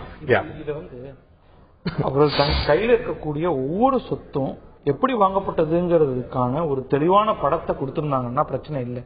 இங்க சிக்கல் வந்து அவர்களால் கொடுக்க முடியலங்கிறது தான். இப்ப நம்ம இங்க உட்கார்ந்துட்டு என்ன மாதிரி எல்லாம் தற்காப்பு கொண்டு வரலாம் அப்படின்னு நம்ம பேசுறதுலயே ஒரு பெரிய மாரல் ப்ராப்ளம் இங்க இருக்கு. இந்த 18 வருஷமாக அது கொடுக்க முடியாது, இன்னைக்கு நாளைக்கு காலையில கொண்டு போய் கொடுக்க போறாங்களா பெங்களூர் ஹைகோர்ட்ல? அப்ப ஒரு நாளைக்குள்ள வந்து திடீர்னு அதற்கான விளக்கத்தை அவ்வளவு தெளிவாக சொல்லிவிட முடியுமா?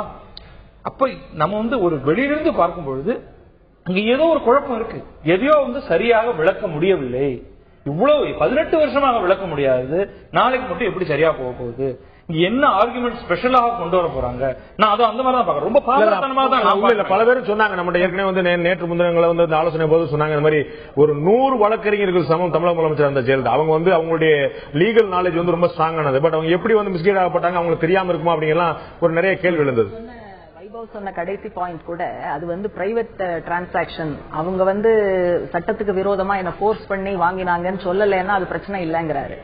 ஆனா ஒரு பவர்ல இருக்கக்கூடியவங்க ஒருத்தர்கிட்ட வந்து என்ன வேல்யூவோ அதை விட ரொம்ப குறைவாக மதிப்புல வாங்கும் போது அதுல எதுவுமே இருக்காது, அந்த பவர் அவங்க யூஸ் பண்ணியே இருக்க மாட்டாங்கன்னு சொல்ல முடியாது. அப்ப இது எல்லாமே வந்து நிறைய டெக்னிக்கலான விஷயங்கள் வந்து எழுத்துட்டே இருக்கக்கூடிய விஷயம். நான் வந்து உங்கள்கிட்ட கேட்கிறேன், இது வந்து முக்கியமான விஷயம் பார்க்கும்போது இந்த 2 விஷயங்கள், அதாவது தமிழக முதலமைச்சர் அந்த ஜெயலலிதா விடுவிக்கப்படுவாங்க, நிறைய பேர் வருவாங்க, இதற்கு முதலே சொன்ன போல ஒரு சிறிய ஒரு அளவிலான தண்டனை, இந்த மாதிரி 4 ஆண்டுகள் தண்டனை அப்படிங்கிறதும் 4 பேருமே தண்டனை நிரூபிக்கப்படுறதும் 100 கோடி ரூபாய் அபராதமும் குற்றம் பாத்தீங்கன்னா அவங்க குற்றம் பண்ணாங்க சிறைக்கு போயிருக்காங்க அப்படிங்கிற மாதிரி எண்ணத்தை ஏற்படுத்தாம ஒரு மிகப்பெரிய சிம்பத்தி கிரியேட் ஆயிருக்கதா சொல்றாங்க.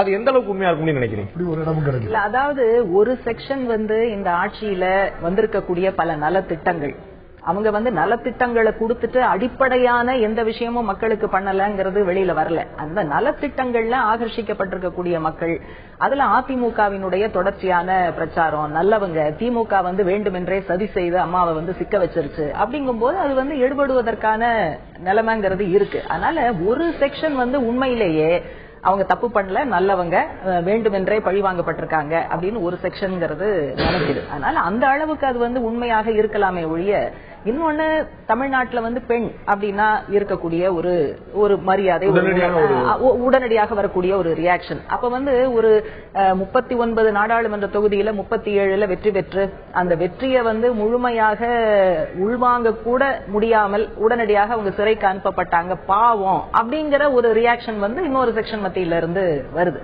ஆனா பொதுவாக பொது வாழ்க்கையில இருக்கிறவங்க நேர்மையாக இருக்கணும்னு நினைக்கிற எல்லாருமே இது வந்து இந்த தண்டனை நியாயம், இது வந்து நியாயமான தீர்ப்புங்கிற முறையில நிறைய இன்னும் அரை மணி நேரம் இருக்கு, அது உங்களுக்கான வாய்ப்பு தான்.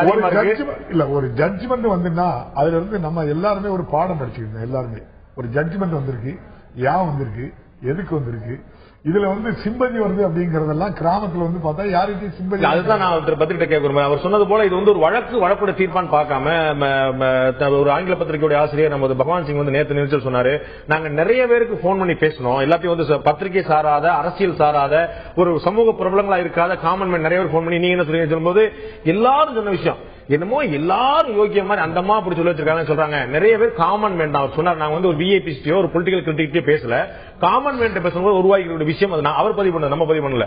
ஒரு சிம்பத்தி வேவ் கடுமையா இருக்குது, ஒரு பெரிய சர்ப்ரைஸ். இது வந்து அவங்களுக்கு பொலிட்டிக்கல் மேலேஜ் கூட கொடுத்தாலும் நான் வைக்க மாட்டேன்னு சொன்னார். அதுக்கான பாசிபிலிட்டி இருக்கு. நீங்க சொல்ற அந்த பாயிண்ட் இருக்கு இல்லையா, இவங்க மட்டும் தான் அப்படியா, மத்தவங்க எல்லாம் அப்படி பண்ணலையா, இவங்களை மட்டும் ஜெயில போடுறீங்க அப்படிங்கிற ஒரு கேள்வி பொதுமக்கள்கிட்ட இருக்கு. அது சரியான கேள்வின்னு நான் நினைக்கல.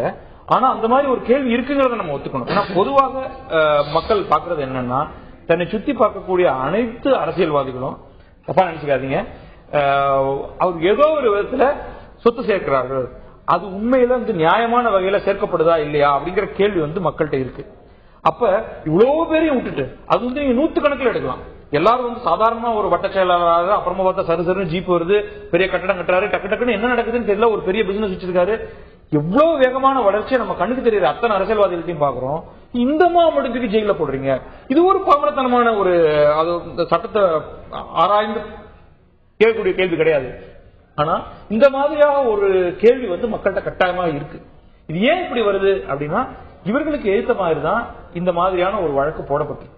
நீங்க உண்மையிலேயே தமிழகத்துல அரசியல்வாதிகள், அதிகாரிகள் அல்லது வேறு பலவர்கள் எல்லாரும் நீங்க எடுத்துட்டு இவர்களுக்கு மேல இந்த மாதிரியான ஒரு வழக்கை நீங்க போட பாத்தீங்கன்னா, இவங்களுக்கு மட்டும் போடல, செல்வ கணபதி மேல வழக்கு இருக்கு, நாகூர் மீதான மேல வழக்கு, நாகூர் மீதானும் ஜெயலலிதா வந்து உங்களுக்கு தெரியும்ல. நீங்க சொல்லுவீங்க அப்பாவும் ஸ்டாலினும் ஒண்ணுதான் இல்லையா?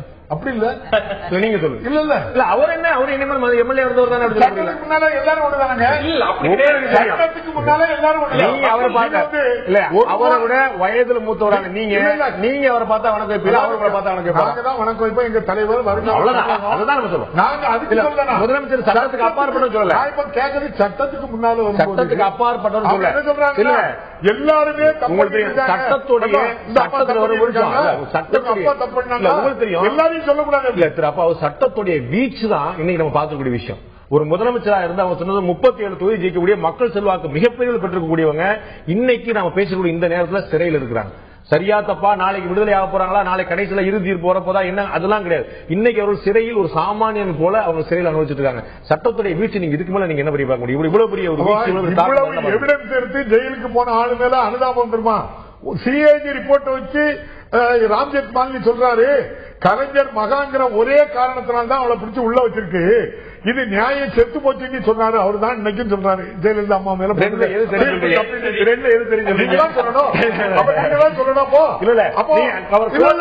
அதுக்கெல்லாம் அந்த அம்மாவை ஜெயிலுங்களா ஒண்ணுமே தப்பு பண்ணல, எந்த எவிடன்ஸும் இல்ல. அந்த அம்மா எந்த பணத்தை எடுத்து வீட்டுல இருந்து எடுத்து போனாங்க, சொத்து எதுல வாங்கி வச்சிருக்காங்க, எந்த எவிடன்ஸ் இல்லாம ஒரு அம்மாவை பிடிச்சி உள்ள வச்சு. அப்ப அது தப்பு இல்ல, அதுக்கு சிம்பதி இல்ல. இதுக்கு சிம்பதி வருதுன்னா இட்டு கட்சி ஊடகங்களும் பத்திரிகைகளும் திராவிட முன்னேற்ற கழகத்துக்கு எதிராட்டு பண்றதுதான் நோக்கம். திமுக மட்டும் இல்ல, எல்லா கட்சியிலும் திமுக மட்டும் இல்ல, ஏதோ ஒரு நல்லாட்சி நடக்கு, மக்கள் சுபிச்சமா இருக்காங்க, எந்த தவறும் பண்ணல அப்படின்னு நினைச்சுக்க.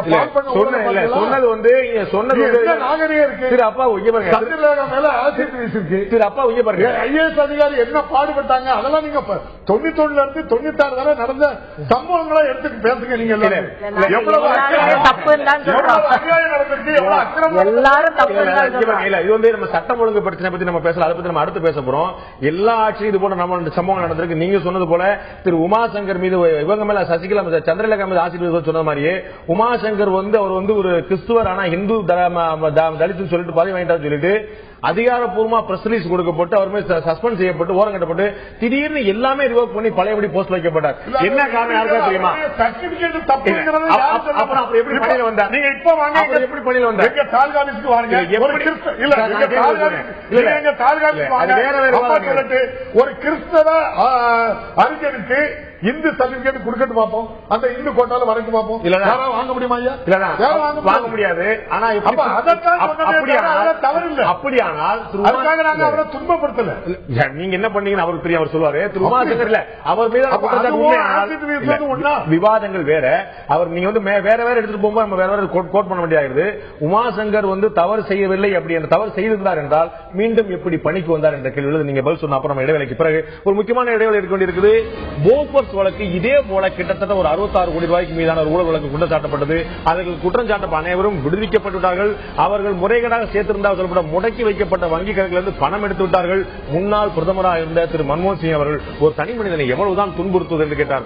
காலப்போக்கில் வழக்குகள் நீண்ட நெடுங்காலமாக இழுத்தடிக்கப்பட அந்த வழக்குடைய தன்மை மாறி இப்போது இருக்கக்கூடிய கரண்ட் சிச்சுவேஷன் தற்போதைய சூழ்நிலை இருக்கக்கூடிய ஒரு மனமாச்சரியங்கள் தான், ஒரு பச்சதாபம் தான் ஏற்படுகிறதா, வழக்கை வழக்காக பார்ப்பதா, அதன் பிறகு இந்த கைது தமிழக முதலமைச்சர் ஜெயலலிதாவுடைய சிறைவாசத்துக்கு பிறகான சட்டம் ஒழுங்கு பிரச்சனை பல்வேறு விஷயங்கள் இருக்கின்றன வாதிப்பதற்கு. நிகழ்ச்சியின் இந்த பகுதியில் அதிமுகவுடைய கொள்கை பரப்பு துணை செயலாளர் திரு நாஞ்சில் சம்பத் அவர்கள் முன்வைந்திருக்கார். உங்களை இந்த நிகழ்ச்சிக்கு வரவேற்கிற திரு நாஞ்சில் சம்பத், இந்த வழக்கினுடைய தீர்ப்பு வெளியான பிறகு நேற்று உங்களுடைய முதல்கட்ட தகவலை பெற முடிந்தது எங்களால். இப்போது இரண்டு தரப்பான விமர்சனங்கள் வைக்கப்படுகின்றன. இந்த வழக்கு முழுக்க முழுக்க அரசியல் காரணங்களுக்காக புனையப்பட்டது என்ற ஒரு தரப்பும், இல்ல சட்டப்படியாக நடந்த ஒரு ப்ராசஸ், ஜுடிஷியல் ப்ராசஸ், இதில் அரசியலை கலப்பதற்கு இடமில்லை, 18 ஆண்டுகள் முழுமையாக குற்றம் சாட்டப்பட்ட அனைவருக்கும் அனைத்து வாய்ப்புகளும் கொடுக்கப்பட்ட பிறகு வந்த தீர்ப்பு தான் என்று ஒரு பார்வை வைக்கப்படுகிறது. அது வழக்குடைய தீர்ப்பு எப்படி நாளைக்கு வந்து ஒரு மேல்முறையீடு அணுக மேல்முறையீடு எதிர்கொள்ள போறாங்க, அது தீர்ப்பு எப்படி வரட்டும். இதை தாண்டி தீர்ப்பு வந்த பிறகான நடவடிக்கைகள் அதை பத்தி நான் கொஞ்சம் பாதிக்கலாம் பார்க்கிறேன். தீர்ப்பு வந்த பிறகுல வந்து தமிழகம் முழுக்க சட்டம் ஒழுங்கு பிரச்சனை ஏற்பட்டன. இதை ஒரு வன்முறை ஆர்ப்பாட்டம், மிகப்பெரிய அளவுக்கான கோபம், மிகப்பெரிய அளவுக்கான வெடிப்பு அப்படிங்கிறது பாக்குறதா, இல்ல மற்ற கட்சியெல்லாம் கம்பேர் பண்ணா இந்த வன்முறை இல்லைன்னு சொல்லுவீங்களா? உங்களுடைய பார்வையில கடந்த 2 நாட்களாக தமிழகம் முழுவதும் நடக்கக்கூடிய சம்பவங்கள் பற்றின உங்களுடைய கருத்துக்கள் என்ன? அதாவது மாண்புமிகு முதலமைச்சர் அம்மா அவர்கள் தண்டிக்கப்பட்டார்கள், சிறையில் அடைக்கப்பட்டார்கள் என்ற செய்தி கேட்டதற்கு பிறகு அதை தாங்கிக் கொள்ள முடியாத கழகத்தினுடைய சொந்தங்கள் வீதிக்கு வந்தார்கள், போராடினார்கள், குமுறி அழுதார்கள், கொந்தளித்தார்கள். எந்த சட்டம் ஒழுங்கு பிரச்சனையும் கழகத் தோழர்கள் உருவாக்கவில்லை. இதிலே கழகத்திற்கு உடன்பாடும் இல்லை. அந்த முறையில் வளர்க்கப்பட்டவர்களும் அல்ல அனைத்து இந்திய அண்ணா திராவிட முன்னேற்ற கழகத்தின் தோழர்கள். இது ஒரு ராணுவ கட்டுப்பாடு உள்ள அமைப்பு என்பதை விட ADMK is a discipline force. ஆகவே எங்காவது ஒரு அசம்பாவிதங்கள் அரங்கேற்றம் ஆகியிருக்கும் என்றால் அதற்கு பின்னாலே பல சமூக விரோதிகளினுடைய திருவிளையாடல் இருக்கும் என்று நான் சந்தேகிக்கிறேன். அதுதான் உண்மை. இரண்டு விஷயங்கள் நான் குறிப்பிட விரும்புறேன் திரு நாஞ்சில் சம்பத். காஞ்சிபுரத்தில் ஒரு அரசு பேருந்து எரிக்கப்பட்டிருக்கிறது. விருதுநகர் மாவட்டம் காரியாப்பட்டியில் ஒரு அரசு பேருந்து எரிக்கப்பட்டிருக்கிறது. இது இரண்டும் பொது சொத்துக்களாக கருதப்பட்ட அரசு சொத்துக்கள். இதை தாண்டி நிறைய மகிழுந்துகளும் சிற்றுந்துகளும் நிறைய டூ வீலர்களும் இருசக்கர வாகனம் கூட எரிக்கப்பட்டிருக்கின்றன. கடைகள் அடைக்கப்படக்கூடிய காட்சி நேரடியாக பார்த்தோம். நீங்க சொன்னது போல அதிமுக ஒரு டிசிப்ளின்டு போர்ஸ், ஒரு ராணுவ மாதிரியான அமைப்பு. இங்க எந்த விஷயங்கள் நடந்திருந்தால் அது சமூக விரோதிகள் செய்திருப்பார்கள் சொல்றீங்க. எனக்கு இரண்டு கேள்விகள். ஒன்று, சமூக விரோதிகள் செய்திருப்பார்கள். இப்போது நடந்து கொண்டிருக்கக்கூடிய கூட அதிமுக ஆட்சி தான். இப்போது தமிழக முதலமைச்சராக இருந்தவர் தான் சிறைக்கு சென்றாரே தவிர இங்க டிஜிபி இங்கதான் இருக்கிறார், சீஃப் செக்ரட்டரி இங்கதான் இருக்கிறார், சட்டம் ஒழுங்கு தான் இருக்குது, கலெக்டர் பதவியில் இருக்காரு, எஸ்பி பதவியில் இருக்காரு. எல்லா அரசு நிர்வாகம் முழுமையான இருந்தது. இதை தவறவிட்டது அப்படி நடந்த சமூக விரோதிகள், நீங்க சொன்ன அதிமுக காரர்கள் இல்லைன்னு வச்சுக்கோம், சமூக விரோதிகள் செஞ்சிருந்தாங்கன்னா அதை தடுக்க தவறியது யார் குற்றம்?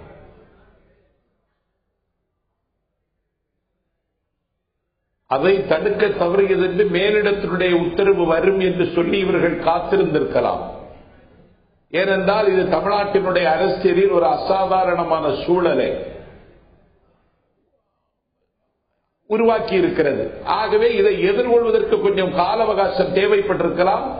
அம்மா அவர்கள் கைது செய்யப்பட்டு சிறைக்கு தள்ளப்பட்டு நேற்றைக்கெல்லாம் அப்படி எந்த நிலவரமும் கிடையாது.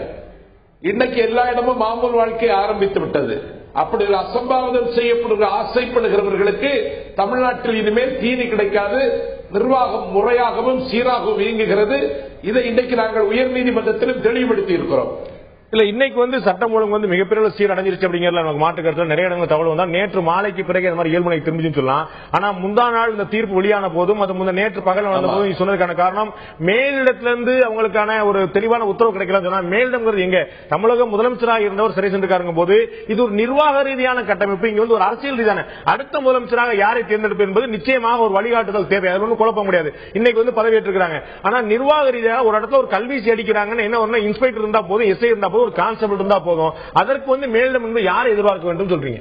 இன்னொன்னு தீர்ப்பு வரப்போகுதுனாலே ஒருவேளை இப்படி தீர்ப்பு வந்தா என்ன செய்யணும்னு ஒரு முன்னெச்சரிக்கை ஏற்பாடு பண்ணி வைக்கணுமா இல்லையா? அப்ப அதுல தமிழகத்தினுடைய காவல்துறையும் நிர்வாகமும் தவறு இருக்குங்கிறதான் பாக்க வேண்டியது. திரு பத்ரிட்ட கொண்டு ஒரு முக்கியமான விஷயம் பார்க்கணும். இதற்கு முன்னால் திமுக தலைவர் கைது செய்யப்பட்ட போது சரி, இதற்கு முன்னால் பாட்டாளி மக்கள் கட்சி நிறுவனம் கைது செய்யப்படும் சரி, இதே மாதிரியான வன்முறைகள் இதற்கு இணையாகவும் மிகவும் ஒவ்வொருத்தர் பாலிலும் மாறுபடக்கூடிய அளவில் வன்முறைகள் நடந்து கொண்டே இருக்கின்றன. ஒரு அரசியல் நிகழ்வு நடக்கும்போது இன்னும் சொல்ல போனா இந்திரா காந்தி படுகொலையின் பிறகு ராஜீவ் காந்தி சொன்னது போல ஒரு மிகப்பெரிய ஆலமரம் விழும்போது அங்க அருகில் இருக்கக்கூடிய சிறு சிறு மரங்கள் எல்லாம் பாதிக்கப்பட்ட சகஜம் சொல்லி அதை மாதிரி நம்ம விஷயத்தை எடுத்துக்கிறதா, அந்த வன்முறை எல்லாம் கம்பேர் பண்ணும்போது ரொம்ப கம்மின்னு சொல்லி எடுத்துக்கிறதா, இல்லாட்டி வன்முறை 100% ஏற்றுக்கொள்ள முடியாது, இது என்ன காரணமானாலும் சரி என்ன பிரச்சனை ஏற்றுக்கொள்ள முடியாது பார்க்கணும். இது தமிழகத்தில் இருக்கிற அனைத்து கட்சிகளையும் நம்ம குற்றம் சொல்லித்தான் ஆகணும். நீங்க சொன்ன திமுக, அதிமுக, பாமக இவர்கள் சார்ந்து அவர்களுக்கு விருப்பமில்லாத ஏதாவது ஒரு நிகழ்வு நடந்தா தெருவில் இறங்கி பஸ் கொடுத்துறதுங்கிறது ரொம்ப சர்வசாதாரணமான ஒரு நிகழ்வா இருக்கு. இது மாதிரி நடந்தா தங்களுக்கு எந்த விதத்திலையும் எந்த ஒரு கஷ்டமும் இருக்காது, தங்களை யாரும் ஜெயில போட போறது இல்ல. ஏன்னா இதே மாதிரி இதற்கு முன்னால் ஒரு 10 ஆண்டுகளுக்கு முன்னால் 2000 அந்த முதல் கைது நடந்த சமயத்துல சிறை தண்டனை வந்தப்ப 2001 உயிரோட மக்களையும் சேர்த்து பஸ்ல கொளுத்திருக்காங்க. இந்த தடவை என்னன்னா இந்த தடவை எல்லாரையும் கீழே இறங்குங்கன்னு சொல்லிட்டு கொளுத்திருக்காங்க. அது ஒண்ணுதான் வித்தியாசம். ஏன்னா அவங்க 3 பேர் இன்னும் மரண தண்டனை கைதிகளாக இருக்காங்க இல்லையா, அந்த பயத்தினாலதான் சரி எல்லாரும் கீழே இறங்க, அதனால நாங்க பஸ்ஸை கொளுத்துறோம். நிச்சயமாக நிறைய அராஜகங்கள் நடந்திருக்கு.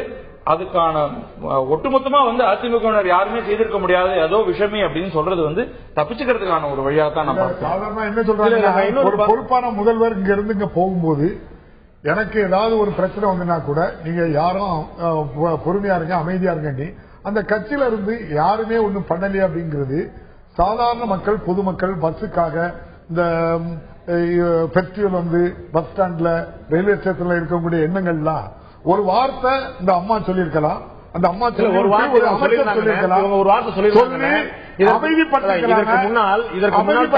இதை மீறி ஏற்கனவே நம்ம பாட்டாளி மக்கள் கட்சி பௌர்ணமி விழாவில் நடந்திருக்கு. பஸ்ஸுகளுக்கெல்லாம் எவ்வளவு சேதமோ அந்த சேதாரத்தை அந்த பார்ட்டி தான் கட்டணும் அப்படின்னு சொன்னாங்க. இப்போ உள்ளக்கு என்ன பண்ண போறாங்க? திரும்ப திரும்ப குருவை பிடிச்சி குண்டாசுல போட்டு போட்டு வந்துகிட்டே இருந்தாங்க. அதே போல இப்ப பண்ணணும்ல அதே சட்டம். அப்பதானே நியாயம். பொதுமக்கள் என்ன நினைக்காங்கன்னா தனக்கு ஒரு நியாயம் அடுத்த ஆளுக்கு ஒரு நியாயமா தான் பண்றாங்க. ஒரு வார்த்தை சொல்லிட்டு போயிருந்தா நாங்க எப்படி பரிதாப மாட்டு இந்த கடையில டீ கடை நடத்திட்டு தான் தூக்கி வீசுறாங்க. நான் வரேன். திமுக தலைவர் கைது செய்யப்பட்ட போது நடந்த வன்முறை வந்து நம்ம என்ன சொல்றது? என்ன நடந்து சொல்லுங்க. எங்க என்ன நடந்து? நான் பாதிக்கப்பட்டிருக்கேன். போக்குவரத்துல போகும்போது நான் போயிட்டு இருந்த பஸ்ல கல்வி எறியப்பட்டது கண்மாடி பார்த்திருக்கேன். விடிய விடிய கடைகள் திறக்கப்படல. ஒரு நாள் முழுக்க தமிழ்நாடு முழுக்க வந்து விடிகால இருந்து எவ்வளவு பாதுகாக்கப்படுறது எல்லாருக்கும் நிச்சயமா தெரிஞ்ச விஷயம் தான். கைது பண்ண உடனே அவங்களா அடைச்சாங்களே தவிர இப்படி போய் நின்று நீங்க போலீசார் போய் போலீசார் நின்று திமுக செய்திருந்தால் ஆளுங்கட்சியாக இருக்கும் பொழுது இது எப்பொழுதும் இந்த ரெண்டு கட்சியாலும் நடக்குது. இதுல வியப்புக்குரிய விஷயம் திமுக எதிர்கட்சி திமுக எதிர்கட்சியா நடந்த விஷயம். நீங்க வந்து வேண்டுகோள் விடுத்து யார் கிடையாது நீங்க சொல்றீங்க. அதுதான் அவர் சொல்றாரு. அதிமுக கட்டுப்பாடு கொண்ட ராணுவ மாதிரி அவர் சொல்றாரு. நீங்க வந்து நாங்க செஞ்சிருக்க மாட்டோம். அவனா கல்லடிச்சுக்கிறாங்க கிடையாது. நீதிமன்றம் ஒரு தீர்ப்பை வழங்குது. அந்த அம்மா ஜெயிலுக்கு போறாங்க. அதே நீதிமன்றம் தான் ஒரு தீர்ப்பை சொல்லி கனிமொழி போகுது. நாங்க ஆளுங்கட்சியா இருந்து அதே நீதிமன்றம் தான் திரு அதே நீதிமன்றம் ரொம்ப மரியாதை இந்த பக்கம் வாங்க. அதே அந்த நீதிமன்றம் தான் திரு கருணாநிதி சிறை வச்சது. சோ விசாரணை கைதியில சிறை வைக்கிறது வழக்கம் தான் அப்படின்னு சொல்லிட்டு நீங்க ஏன் பொறுமையா இருக்கல? நாங்க யாருமே ஒண்ணுமே பண்ணல. ரோட்டுக்கு வந்தாங்க. அடுத்த நிமிஷம் தலைவர் யாரும் எதுவும் பண்ணாங்கன்னு ஸ்டேட்மெண்ட் விட்டாரு. யாரோ எல்லாரும் இருங்க வழக்க நம்ம சந்திப்போம் அப்படின்னு தான் சொல்லுவோம் இருக்குமே தவிர இந்த அளவுக்கு இப்ப என்ன செய்யறாங்கன்னா ஊடகங்கள் எல்லாருமே சேர்ந்து இதை இப்படி ஒரு போராட்டமா பண்ணி ஒரு சிம்பதியா மாத்துங்க. இதுவரைக்கும் நல்லாட்சி நடந்த மாதிரி ஊடகங்கள் பத்திரிகைகள் எல்லாம் எப்படி டெவலப்மெண்டியா மாத்துறா வன்முறை வெடிக்க முடியாது. வன்முறை வெடிச்சா இருந்தா சிம்பத்தி ஆக முடியாது. வன்முறை ஒரு சேர் இருக்க முடியாது. நீங்க இன்னொரு விஷயம் நான் இன்னொன்னு நானே சொன்னேன். நான் இப்பவும் சொல்றேன். பல பேருடைய இது என்ன அந்த கட்சியினுடைய அமைப்புல போராட்டம் இப்படிப்பட்ட ஒரு சந்தர்ப்பமா பயன்படுத்தி இப்படிப்பட்ட வன்முறையில ஈடுபட்டு இந்த போட்டோவை கொண்டு போனா நாளைக்கு ஏதாவது பதவி கிடைக்கும் அப்படிங்கிற நோக்கத்திலே கூட்டம் சேர்ந்து இல்லை. சொல்லிட்டே போறேன் எங்களை கைது பண்ணுங்க சார். ஒரு கைது பண்ண மாதிரி ஒரு போட்டோ வேணும் சார் எங்களுக்கு. அப்படியே போய் நிற்கிறாங்க. ராதாபுரத்துல தலைவர் அம்மா அப்பா சில இருக்கு. அங்க வந்து சார் எங்களை கைது பண்ண விடாங்க சார். எங்களை கைது பண்ணி வண்டியில ஏத்துற மாதிரி ஏத்துங்க சார் வந்து நிற்கா. சிலையை ஒண்ணுமே செய்யல. இவங்க வாசிக்கிட்டு கேட்கிறோம். இதுல வந்து சில விஷயங்கள் பார்க்கும். இந்த மக்கள் தீர்ப்புக்கும் நீதிமன்ற தீர்ப்புக்கும் வந்து சில இடத்துல பொருத்தி பாக்குறாங்க. இப்ப நீங்களே சொன்னது போல 37 தொகுதியில் ஜெயிச்சவங்க இன்னைக்கு திரையுலக பிரமுகர்கள் வந்து நாளைக்கு ஆர்ப்பாட்டம் பண்றாங்க. அவங்க வந்து பேசும்போது சொன்னாங்க மக்களுடைய முழுமையான ஆதரவு பெற்ற ஒரு தமிழக முதல்வர் இந்த மாதிரி வந்து வைக்கலாமா அப்படின்னு சொல்றாங்க. மக்கள் தீர்ப்பையும் நீதிமன்ற தீர்ப்பையும் குழப்பிக்கிறாங்களா இல்லாட்டி மக்கள் செல்வாக்கு பெற்றவங்களை வந்து நீதிமன்றம் வேறு மாதிரி தான் அணுகணுமா? அது சட்டத்தின் முன் அனைவரும் சமம்ங்கிறது இந்திய அரசியல் சட்டம் சொல்லக்கூடிய விஷயம். அது வந்து ஏழை பணக்காரர் ஆண் பெண் வெவ்வேறு சாதிகளை சேர்ந்தவர்கள் அதே மாதிரி வந்து பதவியில் இருப்பவர்கள் அதிகாரத்தில் இருப்பவர்கள் இல்லாதவர்கள் எல்லாத்துக்கும் சமம். அதனால செய்யப்படுகிற குற்றம் நிரூபிக்கப்படுகிறதா இல்லையாங்கிறத பொறுத்துதான் தீர்ப்பு வருது. ஆனா தேர்தலை பொறுத்த வரைக்கும் மக்களுடைய தீர்ப்புங்கிறது வந்து அவ்வளவு டெக்னிக்கலாலாம் வந்து பார்த்து சட்ட ரீதியாலாம் அவங்க வந்து முடிவு பண்றது கிடையாது. பொதுவாக இருக்கக்கூடிய அரசியல் சூழல் அந்த தேர்தல் நேரத்துல எது அவர்களை ஈர்க்கிறதோ எது அவர்களை ஆகர்ஷிக்கிறதோ எது நியாயம் என்று அவர்களுக்கு படுகிறதோ அந்த நேரத்துல அந்த முறையில அவங்க வாக்களிக்கிறாங்க. அதனாலதான் எப்பவுமே வந்து மக்களுடைய தீர்ப்பை விமர்சனம் செய்யறதுல அர்த்தமே கிடையாது. ஒருவேளை எங்களுடைய கட்சியோ அல்லது இன்னொரு கட்சியோ அவர்கள் தரப்பு நியாயத்தை மக்களுக்கு புரியக்கூடிய விதத்துல சொல்லல அப்படின்னு தான் நம்ம வந்து பார்க்கலாம். அதனால மக்களுடைய தீர்ப்பு தேர்தல் களத்துல வேற மாதிரியான கன்சிடரேஷனுக்காக வேற மாதிரியான காரணிகளுக்காக வரக்கூடிய விஷயம் தான். பொருத்தி பார்க்க முடியாது. நான் திரு நாஞ்சி சம்பவத்தை கேட்கிறோம். 1992 கொண்டு வரப்பட்ட ஒரு திருத்தத்தின் அடிப்படையில் வந்து இந்த மாதிரி பொது சொத்துக்கு சேதம் விளைவிச்சு அவங்க வந்து அந்த கட்சியிலே நடவடிக்கை எடுத்து அவங்கள்ட்ட இந்த பணத்தை மீட்கும் சொல்லிட்டு இதே மாதிரி ஒரு 100 கோடி ரூபாய் அளவுக்கு வந்து பாமக மீது கடுமையான ஒரு தனி அதிகாரி நியமிக்கப்பட்டு அவங்கள்ட்ட பணத்தை வசூல் பண்றதுக்கான வழக்கு நடந்துட்டு இருக்கு. பாமகவுடைய தலைவர் வந்து சட்டமன்ற சட்டசபை வளாகத்தில் வந்து அவங்க வந்து நிறைய பேசி அவங்களுடைய தரப்பு பதிலாக தாக்கல் செஞ்சிருந்தாங்க. இப்ப இந்த சந்தர்ப்பத்தை பயன்படுத்தி பாமக ராமதாஸ் இன்னைக்கு ஒரு அறிக்கை கொடுத்திருக்கார். இதே போல திரு அப்பாவும் சொன்னது போல அதிமுக இந்த மாதிரியான ஒரு வசூல் பண்ணணும், குறைஞ்சபட்சம் அது தொடர்பான வழக்காவது பதிவு செஞ்சுறாங்க. ராமதாசுடைய கோரிக்கையில் நியாயம் இருக்குன்னு நினைக்கிறீங்களா இல்ல நினைக்கிறீங்களா? ராமதாசனுடைய கோரிக்கையில கொஞ்சம் கூட நியாயம் இல்லை. ஏன்னு சொன்னா கழக தோழர்கள் கையில கொடி ஏந்திக்கிட்டு இந்த அராஜகத்தை பஸ் உடைக்கிறதெல்லாம் எங்கேயுமே செய்யல. நான் அதனாலதான் திட்டவட்டமாக சொல்லுகிறேன், தெளிவாக சொல்லுகிறேன். இதற்கு பின்னால சமூக விரோதிகளினுடைய கைங்கரியம் இருக்கிறது. தமிழ்நாட்டில் சட்ட ஒழுங்கு எப்படி இருக்கிறது என்று இந்தியாவினுடைய உள்துறை அமைச்சர் விசாரித்துக் கொண்டிருக்கிறார் என்று கருணாநிதி தொலைக்காட்சியில் திரும்ப திரும்ப சொல்வதிலே அவர்கள் ஒரு சுகம் காணுவதில் இருந்தே ஏதோ ஒரு மிகப்பெரிய சதி திட்டத்தை அவர்கள் தீட்டி வருகிறார்கள் என்பது மட்டும் தெளிவாக புரிகிறது. இல்ல நம்ம அவங்க சொல்லக்கூடிய விஷயம் சமூக விரோதிகள் இவங்க ஆட்சிக்கு வந்த உடனே ஆந்திராவுக்கு போயிட்டாங்கிறது தான் முதலமைச்சர் சொன்ன பிக் பாக்கெட் நரசிம்மராவ் அவர்கள் இருக்கும்போது அலிப்பூர்ல இருந்து அவ்வளவு திருடர்களை இங்க அனுப்பிட்டாரு. அதனாலதான் இங்க திருடு நடந்து, அதனாலதான் இங்க கொலை நடக்கு அப்படின்னு சொன்னாங்களே. இப்ப யார் அனுப்பியிருக்காங்க அனுப்புறதுக்கு? இப்ப மகாராஷ்டிரா இருந்து வந்திருக்கா, ஆந்திரால இருந்து வந்திருக்கா, இல்ல ஹைதராபாத்ல இருந்து வந்திருக்கா, இல்ல பெங்களூர்ல இருந்து வந்திருக்கா? யார் அனுப்புறா? அவள் சொல்றாங்க நாங்க திட்டம் போட்டு சதி பண்ணி இந்த இது சம்பவங்கள் நடந்திருக்குன்னா நீங்க தானே ஆட்சியில் இருக்கீங்க. யார் பண்ணிருக்காங்களோ திட்டம் போட்டு சதி பண்றதுன்னா பிடிக்க கூட உங்களால ஏழு இல்லாம இருக்கா?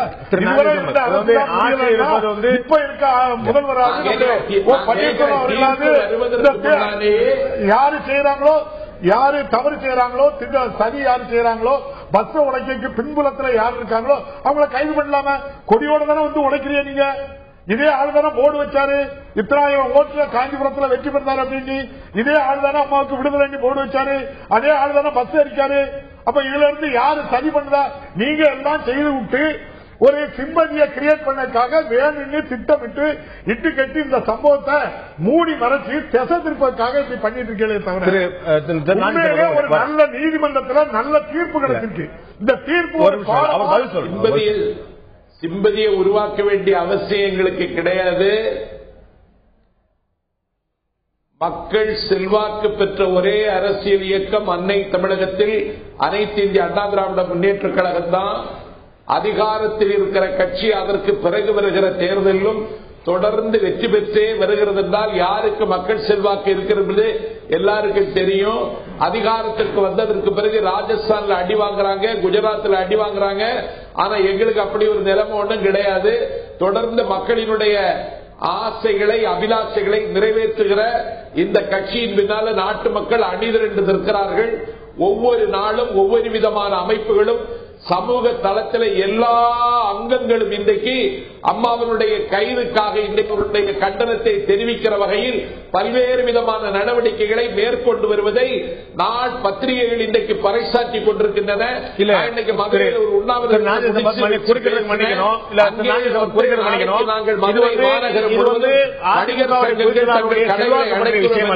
அவர்கள் வலியவே சொல்லுகிறார்கள். இதெல்லாம் சிம்பதியை திட்டமிட்டு உருவாக்க வேண்டிய அவசியம் என்பதை நாட்டு மக்களினுடைய உணர்ச்சி கொந்தளிப்பை உணர முடியாதவர்களினுடைய உளறல் என்று நான் கருதுகிறேன். திரு சம்பத், இது தமிழக முதலமைச்சர் மத்திய பிரதேசத்தில் திருநெல்வேலி மாநகராட்சியில் வெள்ளையம்மாள் பிஜேபி கேண்டிடேட் நீங்களே விலைக்கு வாங்கி கொண்டு வந்து இது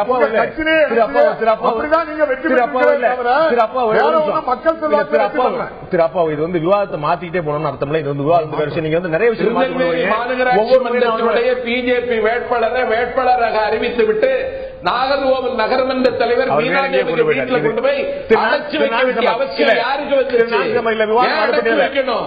அப்படி உள்ள வேட்பாளரை அடையாளம் கண்டுதான் களத்தில் நிறுத்துறாங்களா? இல்ல மன்னிக்கணும், திருவாதம் அதை பற்றியது இல்ல. இப்ப நம்மளுடைய கேள்வி என்ன, திரு ராமதாஸ் அவர்கள் மீது பாமக மீது ஒரு வழக்கு தொடரப்பட்ட போது அவர்கள்ட்ட இந்த சொத்தை மீட்கணும் அப்படின்னு சொல்லி குற்றச்சாட்டு வரும்போது இன்று தமிழகம் முழுக்க நடந்தக்கூடிய 2 நாட்களுக்கு முன்னால் தமிழகம் நடந்தக்கூடிய இந்த வன்முறைக்கு அதிமுக தான் பொறுப்பு இருக்கு ராமதாஸ் குற்றம் சாட்டார். அதுக்கு நம்ம என்ன பதில் சொல்லப்போம்? ராமதாஸ் கட்டமிட்டு விட்டது திட்டமிட்ட வன்முறை. ஓடிக்கொண்டிருக்கிற பேருந்து ஹரியானாவில இருந்து வருது. ஹரியானாவில இருந்து 2 வீலரை ஏற்றிட்டு ஒரு பெரிய லாரிய ஒரிசாவில இருந்து ஹரியானாவில இருந்து ஒரு தம்பி ஓட்டிட்டு வர்றான். ஓட்டிக்கொண்டு வருகிற பொழுது திருப்பத்தூர் தாண்டி திருவண்ணாமலையில சென்னை தேசிய நெடுஞ்சாலையில கால் வைக்கிற பொழுது ஆசிட் பல்பு வீசப்படுகிறது. இருசக்கர வாகனம் பற்றி எரிகிறது. அதற்கு பிறகு அந்த வாகனமே எரிகிறது. அதற்கு பிறகு அசைவற்ற நிலையில கல்யாணமாகாத அந்த இளைய தம்பி ஸ்டீரிங்க பிடிச்சிட்டு இருக்கிற மேலையில் அவன் கொல்லப்படுகிறான். விழுப்புரத்துக்கு அருகில கொல்லப்பட்டான். திட்டமிட்டு தமிழ்நாட்டில் ஒரு சாதியின் பேரால் ஒரு கட்சியை வைத்து நடத்தி நாடு முழுவதும் வன்முறையை கட்டவிழ்த்து விட்ட கூட்டம் அந்த கூட்டம். அப்படிங்க ஏதாவது ஒரு அடையாளம் சொல்லுங்க பாப்பா. இத சொல்ல ராமதாஸுக்கு யோகியது இருக்கா? இல்ல நாம அப்ப நீங்க சொல்றபடி பார்த்தா விருதுநகர் காரியாப்பட்டியில எரிஞ்ச பஸ்ஸும் காஞ்சிபுரத்தில் எரிஞ்ச பஸ்ஸும் வந்து தானா எரிஞ்சு நம்ம சொல்ல முடியுமா? அது நாங்க செய்யலன்னு தானே சொல்றோம். அதைத்தான் பாமக சொல்லுது. அதான் சமூக விரோதிகளுக்கு பின்னால் அது வட மாவட்டங்களில் மட்டும்தானே சார் நடந்தது.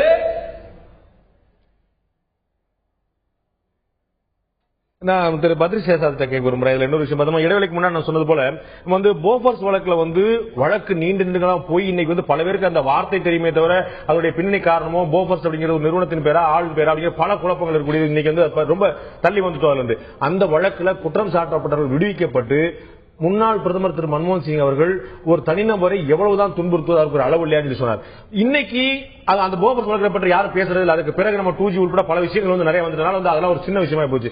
இன்னைக்கும் கூட நம்ம வந்து ஏதாவது சொன்ன போல 66 கோடி ரூபாய்க்கு 4 ஆண்டுகள் 1,76,000 கோடிக்கு எவ்வளவு ஆண்டுறாங்க. அது 1,76,000 கோடி ஊழல் அல்ல, ஒரு இழப்பு தான் அப்படிங்கிறத தாண்டி மக்களுடைய பொதுப்பட்ட பார்வை இருக்கு.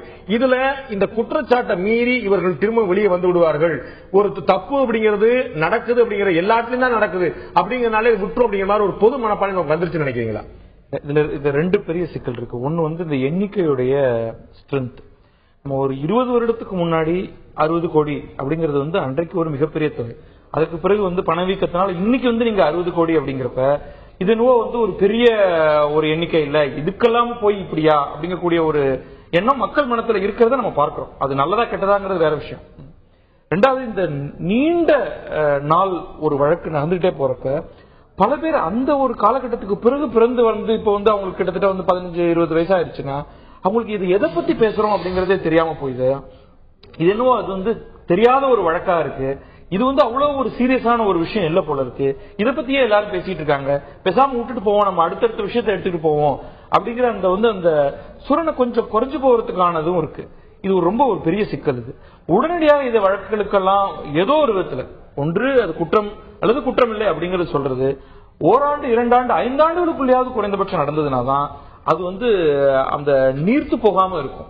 இப்ப கட்டாயமாக அது நீர்த்து போயிருச்சு அப்படின்னு தான் சொல்ல முடியும். சில பேர் என்ன சொல்றாங்கன்னா அதுதான் அவங்களுக்கு வந்து அப்பவே தண்டனை கொடுத்து அவங்களை வந்து ஆட்சியிலிருந்து இறக்கி அதன் பிறகு 2 முறை ஆட்சிக்கு வந்து இன்றைக்கு அவங்க ஏகப்பட்ட நல்லது பண்றாங்க. இன்னைக்கா போய் அவங்கள இன்னைக்கு எல்லாம் நல்லது செஞ்சுட்டு போய் ஜெயில போடுறது அப்படின்னு கூட பேசுறவங்கள நம்ம கேட்கிறோம். இன்னைக்கு இதுல வந்து ஒரு காலம் கடந்து விட்ட பிறகு அதனுடைய வழக்குடைய தன்மையை கூட மாறிவிடுது அப்படிங்கிற பாக்குறோம். இதுல ஒரு முக்கியமான கேள்வி எழுந்திருக்கிறது. இந்த போன்ற பிரச்சனைகள்ல மக்களுடைய உணர்வு என்ன, சட்டத்தினுடைய நுணுக்கம் என்ன, ரெண்டில் எதுக்கு முக்கியத்துவம் கொடுப்பது? சட்டம் வந்து ஒரு கண்களை மூடிக்கொண்டு நீதி தேவதை கண்களை மூடிக்கொண்டு சொல்றாங்க. சட்டத்தின் முன்னால் இருப்பது யார் என்று பார்ப்பதில்லை, சட்டம் சரியாக செயல்படுத்தப்படுகிறதா அப்படின்னு தான் பார்க்கணும்னு சொல்றாங்க. இது போன்ற வழக்குல 100 கோடி ரூபாய் என்ற தீர்மானத்துக்கு பின்னால் அதன் பிறகு இருந்த சட்ட ஒழுங்கு பிரச்சனைக்கு பின்னால் அரசியல் எந்த அளவுக்கு இருக்கிறது? வழக்கறிஞர் வைபவத்தை கேட்க விரும்புகிறேன். இடைவெளிக்கு முன்னாடி நம்ம வேற ஒரு சந்தர்ப்பத்தில் நம்ம பேசின போது தமிழக முதலமைச்சராக இருந்த ஜெயலலிதா தாக்கல் செய்த சொத்து வழக்கு வந்து முன்னாடி 91 3 கோடியாகவும் 96 வந்து 66 கோடிக்கு மேல தான் சொன்னோம். பட் இப்ப நம்ம கிடைக்கிற தகவல் வந்து அந்த மாதிரி அவங்க தாக்கல் பண்ண தகவல் சொல்றாங்க. 66 கோடின்னு அவங்களே ஒரு நோன் சோர்சஸ் காட்டாம இருந்தாலும் கூட இந்த ப்ரொஜெக்ஷன் வந்து வந்த போது எப்படி ஒரு வந்துச்சுங்கிற கேள்வி எழுந்திருக்கும் இல்லையா? அதுக்கு அவங்க ஆன்சர் பண்றதுக்கான வாய்ப்புகள் உங்களுக்கு கிடைச்சிருக்கும் இல்லையா? 66 கோடி அவங்க தாக்கல் பண்ண தகவலா இல்லாட்டாலும் கூட இந்த விஷயங்கள் வந்து உங்க மாதிரி இவ்வளவு சார்ஜ் சொல்லப்பட்டிருக்கு. நம்ம ஏற்கனவே சொன்ன போல 100 வக்கீலுக்கு சமமா இருக்கக்கூடிய முன்னாள் முதலமைச்சருக்கு இந்த தகவல் தெரிஞ்சிருக்கும். ஹவு டு ஃபேஸ் திஸ் அப்படிங்கிறது தெரியாம வந்திருக்குமா? கரெக்ட். சோ அந்த பாயிண்ட் தான் in fact I wanted to clarify. 3 கோடியில இருந்து எவ்வளவு கோடி ஆச்சு அது நம்ம யாருக்குமே சரியா தெரியல. என்னோட இன்ஃபர்மேஷன் அவங்களோட பர்சனல் லயபிலிட்டியை பொறுத்த வரைக்கும் it escalated from 3 crores to 15 crores or something or 13 crores subject to correction again. So இந்த பாயிண்ட்ல தான் நம்ம வந்து திருப்பி அந்த மூவபிள் ப்ராப்பர்ட்டி இம்மூவபிள் ப்ராப்பர்ட்டிக்கு போறோம். நம்ம மூவபிள் ப்ராப்பர்ட்டியை விட்டுறலாம். இந்த known lawful sources of income கரெக்டா நீங்க சொன்னீங்க. அதான் ஆக்சுவலி சொல்லிருக்கு during the time period, known lawful sources during the time period. But the problem என்னன்னா it excludes the income earned prior to 91, prior to the period of assuming office. That is one important aspect. 13(1)(EA பாத்தீங்கன்னா it does not bar earning assets per se. அதாவது சொத்து சேர்க்கறது தப்புன்னு சொல்லல, சொத்து சேர்க்கறது disproportionate to the income during that period. அதனால இந்த லாலியே ஒரு ஃப்ளா இருக்கு, அது கான்ஸ்டிடியூஷனல் சேலஞ்ச், அது வேற மேட்டர். நான் அந்த இதுக்கு வரல இப்ப. In so far as this property is concerned, property priceனாலே ஒரே ஒரு ப்ராப்ளம் இருக்கு. என்னன்னா வேல்யூவேஷன் ரிப்போர்ட்னு ஒன்னு இருக்கு. It can be fluctuating. Market pricingங்கிறது it is fluctuating. It is never accurate. எப்பவுமே ஒரு இன்கரெக்டா இருக்கும். ஒரு அடிச்சு சொல்ல முடியாது இதுதான் இருக்கும்னு. சம்டைம்ஸ் வந்து நான் வந்து என் வீடு வந்து 10 கோடின்னு நினைச்சுன்னு விற்க ட்ரை பண்ணலாம், பையர் இருக்க மாட்டாங்க சில டைம். ஸோ மார்க்கெட் பிரைசஸ் இந்த ப்ராப்பர்ட்டி வேல்யூவேஷன் வரும்போதே there is a high level of fluctuation. So இதெல்லாம் வந்து ஜட்ஜ் எடுத்துட்டு இருக்காரா, ஹேவ் யூ டேக்கன் இன்டு அக்கௌண்ட்ங்கிறது ஒரு கொஸ்டின். ஒரு 3 எக்ஸாம்பிள் சொல்லிடுறேன். நான் டெல்லியில சுப்ரீம் கோர்ட்ல ஒர்க் பண்ணும்போது எனக்கு ஒரு ஃப்ரெண்ட் இருந்தான் டெல்லியில. 2004ல அவன் வந்து ஒரு 3 கிரவுண்டோ 4 கிரவுண்டோ வச்சிருந்தான். அந்த ப்ராப்பர்ட்டி 1 crore விற்கிறதுக்கே கஷ்டப்பட்டுதான் சொல்லியிருந்தான் கிட்ட. பட் இந்த மெட்ரோ ஸ்டேஷன் வந்தது காரணத்தினால அதே ப்ராப்பர்ட்டி 12 crores விற்க முடிஞ்சது within a span of 3 years. அவன் லக்கின்னு ஒரு ஆர்குமெண்ட் எடுக்கலாம், ஏன்னா ஒரு பையர் வந்து டெஸ்பரேட்டா எனக்கு வேணும், நாங்க ஒரு ஹாஸ்டல் கட்டணும் அந்த மாதிரி. சோ இந்த ப்ராப்பர்ட்டிங்கிறத மேட்டர் பொறுத்த வரைக்கும் valuation reports are fluctuating, market prices are fluctuating. இப்பதான் கவர்மெண்ட் கைட்லைன் வேல்யூன்னு வந்திருக்கு. பட் கைட்லைன் வேல்யூ வந்து சில டைம் மார்க்கெட் பிரைஸோட ஜாஸ்தியா இருக்கு.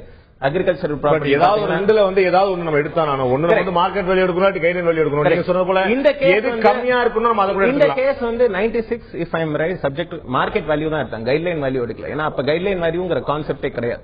கைட்லைன் வேல்யூங்கிற கான்செப்ட் இப்பதான் வந்துட்டு. தவறான தகவல் பெறக்கூடாது. 1850ல இருந்தே கைட்லைன் வேல்யூ இருக்கு. பட் அது வந்து எவ்ரி 10 இயர்ஸ்க்கு எடுக்கிறது. இப்பதான் 1850ல இருந்து எவ்ரி சர்வே நம்பருக்கும் என்ன வேல்யூன்னு இருக்கு.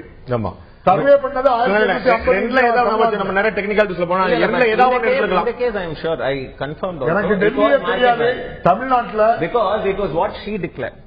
Because act says known sources of income declared by the person. So இவங்க டிக்ளேர் பண்ணதுதான். கவர்மெண்ட் சொல்ற guideline value won't apply. So இந்த கேஸை பொறுத்த வரைக்கும் மார்க்கெட் வேல்யூ தான், அது ஒரு பாயிண்ட். இன்னொரு கேஸ், இன்னொரு இது என்ன டிஃபென்ஸ் சார்பமா போகும் என்னன்னா, இவங்க வந்து she was not a pauper prior to 91. She had 3 crores. You can say 3 crores-ல இருந்து 18 கோடி ஆச்சு இல்ல 15 கோடி, அது எவ்வளவோ அது நமக்கு கரெக்டா தெரியாது. ஆனா the point is she had 3 crores. She was not a pauper. She was capable of investments. She was capable of investing in property, investing in shares, investing in agricultural income. She could have earned. There could be unwritten written off debts prior to 91. She got back those debts. So there are a lot of technicalities. நிறைய விஷயங்கள் இருக்கு. பாப்போம் நம்ம வந்து மேல்முறைகள் வந்து உங்கள மாதிரி திறமையான வழக்கறிஞர்கள் உங்களுக்கு கிடைப்பாங்க. இதனால தான் நாளைக்கு ஸ்டே கிடைக்கிறதுக்கான சான்சஸ் ஆர் ஹை. நிறைய வாய்ப்புகள் வந்து விடுவிக்கப்படுறதுக்கான வாய்ப்புகள் நிறைய இருக்கு. மோரோவர் எனக்கு தெரிஞ்சு இந்த கேஸ்ல வந்து only thing that seems disproportionate is the fine. 100 கோடி ஃபைன், அதுதான் எனக்கு டிஸ்ப்ரப்போர்ஷனேட்டா தெரியுது. நான் திரு பதில்கிட்ட கேட்கணும், இது வந்து நம்ம ஒரு இறுதியான தீர்ப்பா நம்ம பார்த்துட முடியுமா? இன்னைக்கு வந்து ஒரு விஷயம் நடந்து போச்சு, உங்களுக்கு தீர்ப்பு கிடைச்சு போச்சு, சிறையில் இருக்கிறாங்க, ஆட்சி அந்த முதலமைச்சர் மாறி எல்லாமே விஷயமா இருக்கு. நம்ம பல வழக்குல பாக்குறோம், தனி நீதிமன்றத்தில் ஒரு தீர்ப்பும், உயர்நீதிமன்றத்தில் ஒரு தீர்ப்பும், ஒரு உச்சநீதிமன்றத்தில் ஒரு தீர்ப்பாகும். இந்த தீர்ப்புடைய தாக்கம் இன்னைக்கு இருக்குது. குறைஞ்சபட்சம் என்னுடைய ஒரு யூகத்துல வந்து ஒரு அடுத்த 4-5 ஆண்டுகளுக்குள்ள இந்த வழக்குல இருந்து ஒரு முழுமையான ஒரு அவர் சொன்ன மாதிரி கண்டிஷன்ல இருந்து அவங்க தடை வாங்குற வரைக்கும் வந்து ஒரு அடுத்து ஒரு சிக்கலான விஷயம் தான் தொடர போது. ஒரு இவங்களால முதலமைச்சராக பொறுப்பேற்க முடியாது.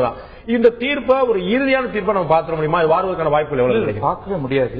ஏன்னா அவங்க வந்து உயர்நீதிமன்றத்துக்கு போகலாம், அப்புறம் உயர்நீதிமன்ற பெஞ்சுக்கு போய் அல்லது சுப்ரீம் கோர்ட்டுக்கு போய் அங்கேயும் இதே மாதிரி மீண்டும் ஒரு அப்பீல் அப்படின்னு போய், இது ஒரு பெரிய ஒரு லாங் ப்ராசஸ் தான். இது இப்பொழுதைக்கு இது வந்து இது மாறியும் இதற்கு தீர்ப்பு வரலாம், இன்னொரு முறையும் மாறலாம். அதனால இது இறுதி தீர்ப்புன்னு நம்ம சொல்லவே முடியாது. சட்டமும் அதுதான் சொல்லுது.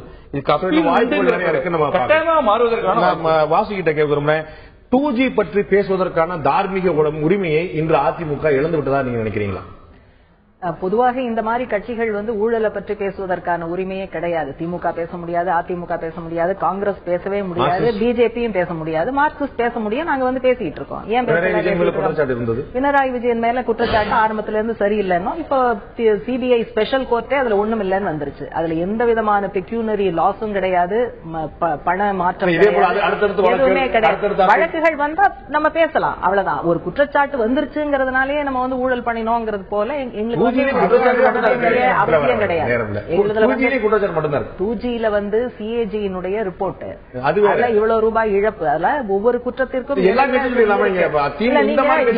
கட்சிகளோடையும் அப்படி வந்து கம்யூனிஸ்டுகளை சேர்க்க முடியாதுன்னு நான் நினைக்கிறேன். இது வந்து என்னுடைய கருத்து. இதுல நான் சொல்ல வர்றது என்னன்னாக்க, இப்ப இந்த அரசியல் சூழல்ல என்ன பிரச்சனை வரும்னாக்க, கட்சியில, ஆட்சியில, சட்டமன்றத்துல, தேர்தல் பிரச்சாரத்துல எல்லாத்திலையும் வந்து அதிமுகவினுடைய ஏகபோக தலைவராக 110 கீழே பதில் சொல்றதுல இருந்து எல்லாத்திலுமே ஜெயலலிதா தான் இருக்காங்க. அப்ப இன்னைக்கு அவங்க உடனடியான நேரடியான ஆக்ஷன்ல மிஸ்ஸிங்னு சொன்னா இந்த டீம் வந்து தமிழகத்தை எப்படி கொண்டு போக போகுது அப்படிங்கிற ஒரு மிகப்பெரிய கேள்வி இருக்கு. இன்னும் ஒரு பாயிண்ட் என்னன்னா, இது வந்து ஜெயலலிதாவோட மட்டும் நம்ம வந்து குறுக்கி பார்க்க கூடாது. உயர்மட்ட ஊழல்னு சொல்லும் போது போஃபர்ஸ்ல வந்து 60 கோடி, இன்னைக்கு பல கோடிகள் இழப்புன்னு வருதுன்னா இது வந்து விலைவாசி மட்டும் கிடையாது. இயற்கை வளங்கள், நிலக்கரியா இருக்கட்டும், பாக்சைட்டா இருக்கட்டும், ஸ்பெக்ட்ரமா இருக்கட்டும், இயற்கை வளங்கள் தனியாருக்கு கொடுக்கப்படலாம் அப்படின்னு புதிய தாராளமய கொள்கையில இந்த முடிவு எடுக்கப்பட்டதுனாலதான் இன்றைக்கு இவ்வளவு பெரிய ஊழல்கள் இருக்கு. அதனால அது உட்பட நம்ம வந்து சரி பண்ணணும். அதே மாதிரி நீங்க வந்து லோக்பால், லோகாயுக்தா, குடிமக்களுக்கான அந்த கோரிக்கை சாசனம், நீதிபதிகள் நியமனம், நீதிபதிகள் மேல ஒழுங்கு நடவடிக்கைக்கான எல்லாமே, தேர்தல் சீர்திருத்தம் இல்ல, இது எல்லாமே வந்தாதான் ஒரு தப்பு நடந்தா ஆட்டோமேட்டிக்கா அதுக்கு நியாயம் கிடைக்கும். மெக்கானிசம் நான் உங்கள்ட்ட கேட்க விரும்புறேன், இறுதியான கருத்து கேட்க விரும்புறேன். இதுல வந்து பாத்து ஏற்கனவே சொன்னது போல திமுக, அதிமுக உள்ளிட்ட எல்லா கட்சி தலைவர்கள் மீதும் ஏதாவது குற்றச்சாட்டு இருக்கு. சில ஒவ்வொரு குற்றச்சாட்டும் ஒவ்வொரு லெவல்ல இருக்குது, நிரூபிக்கப்படுகிறது, குற்றப்பத்திரிகை தாக்கல் செய்யப்பட்டிருக்கு, கைது நடக்கணும். இப்ப திமுக எந்த வகையில விரல் நீட்ட முடியும் அதிமுக மீது? ஒருவேளை திமுக தலைவர் இந்த வழக்கை பற்றி விமர்சனம், பாமக விஜயகாந்த்ல இருந்து எல்லாருமே விமர்சனம் செய்துவிட்ட நிலையில விமர்சனம் செய்யாமல் இருக்கக்கூடிய ஒரே ஒரு கட்சி திமுக இருக்கிறது. காரணம் என்ன? நிறைகுடம் தழும்பாது.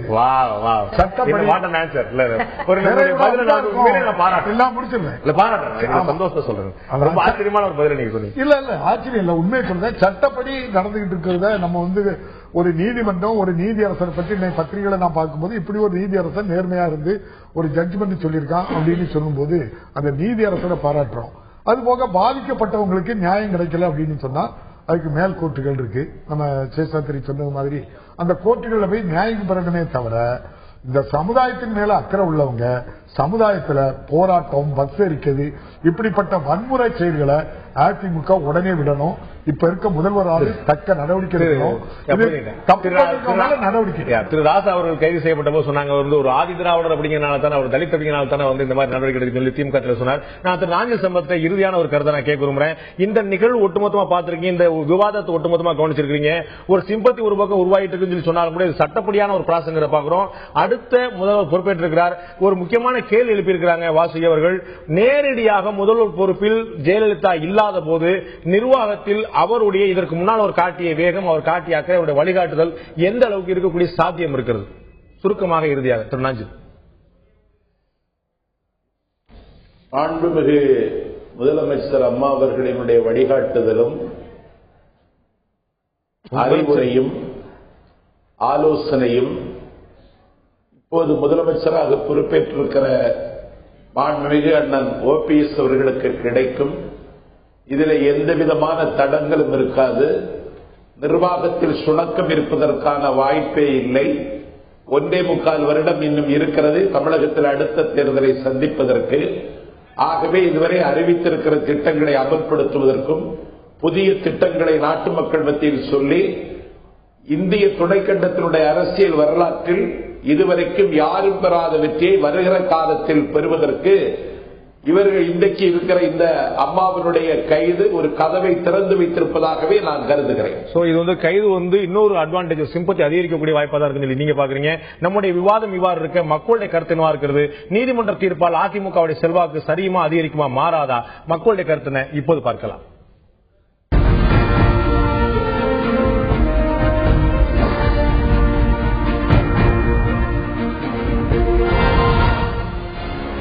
நீதிமன்ற தீர்ப்பால் அதிமுகவுடைய செல்வாக்கு சரியும் என்று 20% மேலும் 20% பேரும் அதிகரிக்கும் என்று 74% பேரும் மாறாது என்று 6% மக்கள் தெரிவித்திருக்கிறார்கள். அதிமுகவுடைய செல்வாக்கு மாறாது என்று 6% மக்கள், அதிகரிக்கும் என்று 74% மக்கள், செல்வாக்கு சரியும் என்று 20% மக்கள் தெரிவித்திருக்கிறார்கள். மக்களுடைய கருத்து இவ்வாறு இருக்கிறது. இந்த நீதிமன்றத்துடைய வழக்கு நீதிமன்றத்தில் 18 நடந்த போது நிச்சயமாக சட்டத்தின் பங்களிப்பு நிறைய இருந்திருக்கிறது என்பதில் மாற்று கருத்தில் நாம் ஏற்கனவே சொன்னது போல இரண்டு தரப்புகளும் போதிய வாய்ப்புகள் முழுமையாக கொடுக்கப்பட்டு இந்த தீர்ப்பு வந்திருக்கிறது. இருந்தாலும் கூட அரசியலும் இதில் முழுமையாக இருந்திருக்கிறது என்பதை நிச்சயமாக மறுக்க முடியாது.